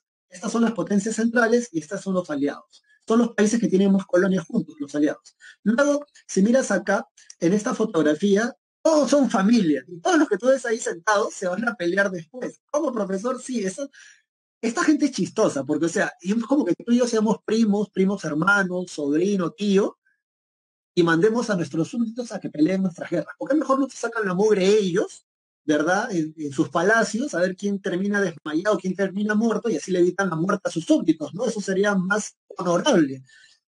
O los presidentes de los países en la actualidad, ¿sí o no? ¿Por qué en vez de mandar a nuestros soldados a la guerra, por qué no se pelean ellos? Tal vez así tendríamos presidentes que hagan ejercicios o practiquen artes marciales. Y la disciplina, ya sabes que de una u otra manera hace gente más ordenada, al menos, ¿no? Hitler era disciplinado. Pero bueno, vamos a leer este texto para pasar a la siguiente parte porque ya se nos acaba la clase. Ya, a ver, vamos a leer aquí, dice. Escucha, ¿eh? Cuando en mayo, y porque no creo que pueda poner la foto y la imagen y el texto al mismo tiempo, ¿verdad? A ver, creo que no. No, no puedo ponerla, no puedo poner. Entonces ya, a ver, así. Ah, pero sí puedo agrandarlo. Ajá, aquí está, ya. Aquí está, dice. Cuando en mayo de 1910 murió el rey de Inglaterra, Eduardo VII, en el cortejo funeral desfilaron a caballo 9 monarcas europeos, todos ellos emparentados en la foto, ¿no? Detrás, o sea, los que están parados detrás. Hakon, eh, séptimo de Noruega, Fernando de Bulgaria, acá, Fernando de Bulgaria, Manuel II de Portugal, claro, mira, esa tiene una cara así, ¿no? Cara españolísimo. El Kaiser Guillermo II, míralo acá, el Kaiser Guillermo II de Alemania, Jorge I de Grecia, acá, y Alberto I de Bélgica. Debajo, sentados, Alfonso III de España, acá también está, en español, Jorge V de Inglaterra. No sé si te das cuenta, pero tanto Jorge V de Inglaterra como el Cáncer Guillermo son parecidos, ¿ah? Míralos, míralos, míralos ahí. De hecho, hay una foto, creo que más adelante, donde se ven igualitos. Son primos hermanos. Son hijos de de las mismas hermanas, si no me equivoco, que son hijas de la reina Victoria. Sí, sí, sí, entonces ahí está, ¿ya ves? El rey de Inglaterra y el Kaiser de Alemania y el zar de Rusia eran primos hermanos, ¿ves? Y parecía que el parentesco iba a salvaguardar la paz mundial, pero en realidad se fueron a la guerra. Entonces, guerra de movimientos, y ya estamos ya en esta parte, nos quedan 6 minutos para acabar la clase, así que atento y atenta porque ya se nos acaba todo. A ver, guerra de movimientos. Entonces están las potencias centrales, están los aliados, están los frentes, el frente occidental y el frente oriental. Profe, frente oriental, no entiendo. A ver, esto es sencillo. El oriente, acuérdate, en el caso peruano, la selva. El occidente peruano, la sierra y la costa. Entonces, frente oriental, Alemania de cara al Imperio Ruso, frente occidental, Alemania de cara a Inglaterra y a Francia. En el frente occidental, en agosto, se da la batalla de Lieja. ¿Por qué esta batalla es recordada? Es la primera batalla de la Primera Guerra Mundial. Pregunta quién la prea. Y es la invasión de Alemania a Bélgica y a Francia. Esos alemanes, una cosa así, en la guerra, de verdad que por eso hay mucha gente que los admira al margen de la ideología, ¿no? ¿Cómo vas a matar judíos o gente porque no es aria, loco? No seas imbécil. No, no, está mal, está mal. Entonces, en septiembre, primera batalla, la primera batalla de Marne. Miren, por la primera batalla de Marne la he preguntado hasta el cansancio, porque tiene que ver con la segunda. Si hay primera es porque hay segunda. ¿Qué tienen en común con esto? Derrota alemana. Supuso el fracaso del plan Schillmann. El plan Schillmann quería hacer un movimiento envolvente para agarrar Francia y quedársela de una vez. Ese plan va a fracasar. Los alemanes querían de un puñete terminar la Primera Guerra Mundial, al menos en esta parte. Luego, mira, acá tenemos una super foto donde dice, para barrer los fuertes belgas, en Lieja, los alemanes contaban con la potente innovación de artillería. Aquí tenemos a la gorda Berta, así se llamaba, ¿no? De Dick Carta, que mira este cañón, recuerda a Metal Slug, si ha jugado ese juego de Play, que es un vacilón. Luego tenemos aquí el Zeppelin, que va a inaugurar los bombardeos en Lieja, con el triste honor, ¿no? De ser la primera ciudad bombardeada desde el aire. En el frente oriental, o sea, Alemania de cara al Imperio Ruso. Ya, aquí te voy a decir algo que es muy importante porque tiene que ver con la Revolución Rusa. Rusia no era un país industrializado. Cuando las potencias europeas van a la Primera Guerra Mundial, van con caballos. Loco, loca. ¿Cómo vas a llevar caballos a la Primera Guerra Mundial? Mira, te están agarrando a cañonazos, te están agarrando a bombazos por el aire. ¿Y vas a llevar caballos? Pues sí, voy a llevar caballos. Y bueno, los rusos sobre todo, la Primera Guerra Mundial es la última vez en la historia donde van a ser usados animales para la guerra. Sí.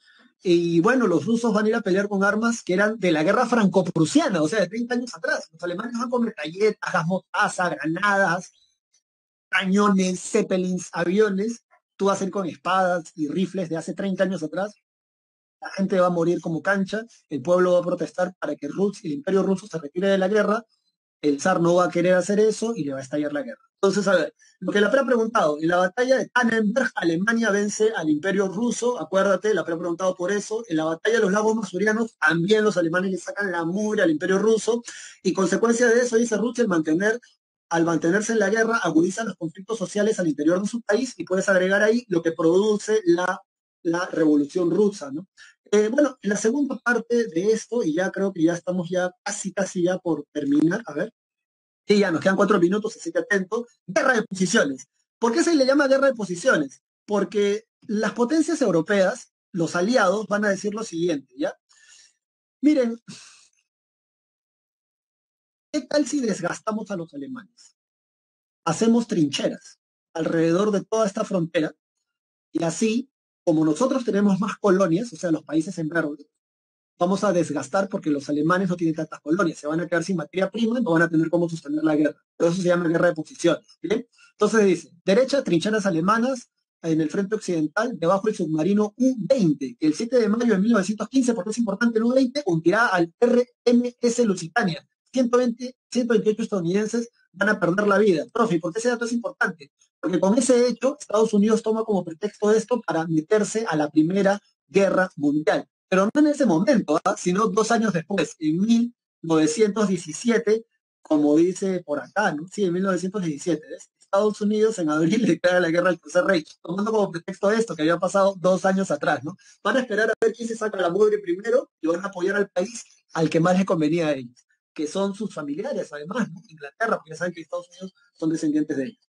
En el frente occidental, en la segunda parte, guerra de posiciones, se da la guerra de trincheras. Desde el Mar del Norte, como vimos acá en el mapa, Mar del Norte hasta el Mar del Norte, hasta todo lo que es el sur de Francia, Suiza, dice aquí. Luego, en este mismo año, 1915, se da la guerra submarina en Alemania, se da la batalla de los Dardanelos, donde los van a derrotar a la Armada Naval Franco-Británica. Se supone que en esa batalla también los aliados iban a finiquitar la guerra, los alemanes le van a sacar la mugre. En enero de 1916 se da la batalla de los Dardanelos, donde hay una victoria turca otomana, que es la misma, ¿no? Ellos están ahí manteniendo posición. Luego el Barón Rojo, ¿no? En la guerra nunca se había empleado gases venenosos con armas de gran alcance, y aquí los alemanes van a ser los primeros en usarlo. Mira, el pobre burro tiene un gas, una máscara contra el gas. Aquí está tripulando Fokker, ¿no? Manfred von Rinchofer, ¿no? El Barón Rojo, ¿no? Famoso alemán que logró derribar a más de 80 aeroplanos enemigos. Y luego tenemos acá, mira, acá tenemos acá a la derecha, un tanque, ¿eh? El general Patton, para aquellos que les gusta la guerra, sabrán de quién estoy hablando, en 1918 está al lado de un carro blindado. ¿Quién ha fabricado este carro blindado que más bien parece un tanque de Metal Slug? Renault, el FT-17. Renault. Bueno, y luego tenemos acá la batalla de Verdun, donde Francia va a detener la ofensiva alemana, y entre julio y noviembre se va a dar la batalla de Somme, donde la ofensiva aliada, o sea, los aliados van a fracasar. Bueno, ya estamos ya por acabar la clase, así que ¿qué cosa podemos agregarle a esto? En enero de 1917, como las cosas ya están un poco en contra de los alemanes, se va a dar el telegrama Zimmermann. El embajador de los Estados Unidos le escribe al embajador en México de Alemania y le dice que si México le declara la guerra a los Estados Unidos, Alemania les va a entregar los territorios que los gringos les han quitado durante el siglo XIX. Ya saben, antes no tenían salida hacia el Atlántico. Bueno, y ya estamos ya a un minuto de acabar la clase, así que ya. Guerra de movimientos y la parte final. En el frente occidental, vamos a agrandar un poquito esto, para que se vea todo mejor. Ya está. En el frente occidental, o sea, de cara para acá, entre julio y agosto se da la segunda batalla de Marne, y que, igual que la primera, Alemania es derrotada. Así que subraya eso. En noviembre se da el armisticio de Compiègne, bajo los 14 puntos del presidente Gordon Wilson, o 18 puntos, pero son los puntos de Gordon Wilson, presidente de los Estados Unidos. El presidente de los Estados Unidos dice, bueno, alemanes, yo creo que ustedes se pueden rendir bajo estos términos. Entonces los alemanes en noviembre dicen, está bien, vamos a hacer un alto al fuego, armisticio en los campos de Compiègne, que están por acá ya. Los campos de Compiègne, y ya se terminó la clase, sí, ya ver para explicártelo, porque ya sí, gracias, tutor. En la guerra franco-prusiana, 1871, Otto von Bismarck le quita Alsacia y una parte de Lorena a Francia, que es esta zona que está acá. ¿Bien? Esta zona que está aquí. Entonces, en ese mismo territorio, dentro de un vagón, los alemanes firman el armisticio de Compiègne, donde se da el alto al fuego, y al año siguiente, en 1919, se firma el Tratado de Versalles. Estos acuerdos que están acá del Tratado de Versalles, tú te los vas a aprender de memoria, porque tanto San Marcos como la Pérez los han preguntado. De hecho, lo que más han preguntado es lo siguiente. Son la principal causa para que Hitler se vaya a la guerra con Alemania por segunda vez, ¿ya? Porque, según Hitler, los acuerdos del Tratado de Versalles eran humillantes para la nación, y acuérdate del nacionalismo alemán. Bueno, y en marzo se firma el Tratado de Brest-Litov, la P, por esto ha preguntado hasta el cansancio, tú te lo aprendes de memoria, donde Rusia se retira de la guerra. 3 veces vas a ver este dato en las separatas. Esta es la primera vez. Es tan importante que 3 veces figura, así que tú te lo tienes que aprender de memoria. Consecuencias de eso, dice, Alemania movió todo su ataque al frente occidental, pero después de eso, en noviembre, porque esto va a ser en marzo, por eso están las fechas, en noviembre van a terminar rindiéndose. Consecuencias, te las aprendes de memoria, por favor. Surgen nuevos países, de hecho esto lo vas a poder ver solamente si lo ves así con el mapa grandote. A ver, vamos a ampliarlo. Y está, a ver, así vas a ver los países que surgen como consecuencia de la Primera Guerra Mundial. Escúchame porque ya acabamos. Finlandia, Estonia, Letonia, Lituania, Polonia, Yugoslavia, Checoslovaquia y Hungría, que son todos estos países que tú ves acá, todos estos países que tú ves aquí, van a surgir como frontera. Mira, esa gente es loca, ¿eh? Van a surgir todos estos países como frontera para que Rusia ya no tenga fronteras con Alemania. ¿Cómo, profe? Sí, porque en el Tratado de Brest-Litov los alemanes obligaron al Imperio Ruso a que independice todos estos países, de tal manera que ya los alemanes no tengan que cuidar su frontera contra el Imperio Ruso, sino contra estas nuevas naciones, que como son nuevas es más fácil de acordar y transar con ellos, porque además los alemanes le dieron la independencia prácticamente. Y bueno, el presidente Gordon Wilson propone la Sociedad de Naciones, que es el antecedente de la ONU, y escribe ahí que va a ser un fracaso. Dicho esto, chicos y chicas, gracias por tu atención. Yo te voy a dar las claves acá y con eso hemos terminado nuestra clase. Chicos y chicas pueden ir a su recreo. Disculpen el tiempo robado. Espero que la clase haya sido en todo caso útil y provechosa para responder bien. Nos vemos la próxima semana. Les paso las encuestas, ¿verdad? Me estoy olvidando. Les paso las encuestas. Gracias por el tiempo robado. Cuídense mucho, que la fuerza los acompañe y te doy las claves, ¿ya? A ver, la número uno es la letra A de América, de ángeles, de amantes, de alegría. La número 2 es la letra C, de Constantinopla, de Constancia, de Cristo, de crucifixión, de clavado. La número 3, la número 2 es la C. La número 3 es la letra B de Barbados, bárbaro, de banco, de barro, de bestia, de bella, de bello, de, de baboso. La número 4 es la letra número B también, sí, la letra número B, ya, de burro. La número 5 es diamante, la número 5 es diamante. Chico, chica, gracias por tu atención, nos vemos la próxima semana, estudia mucho, no te rindas, yo sé que es pesado, tú mantente. Gracias a la gente aquí, a Camila, Omar, Alejandra, Jennifer, porque es con doble N, a Natalia, a Nicolás Altamirano Ruiz, a Sofía, muchas gracias a todos ustedes, cuídense mucho, que la fuerza los acompañe. Y nada, nos vemos la próxima semana. Gracias, Nicole, Sofía, otra vez, Nicolás. Chao, chao.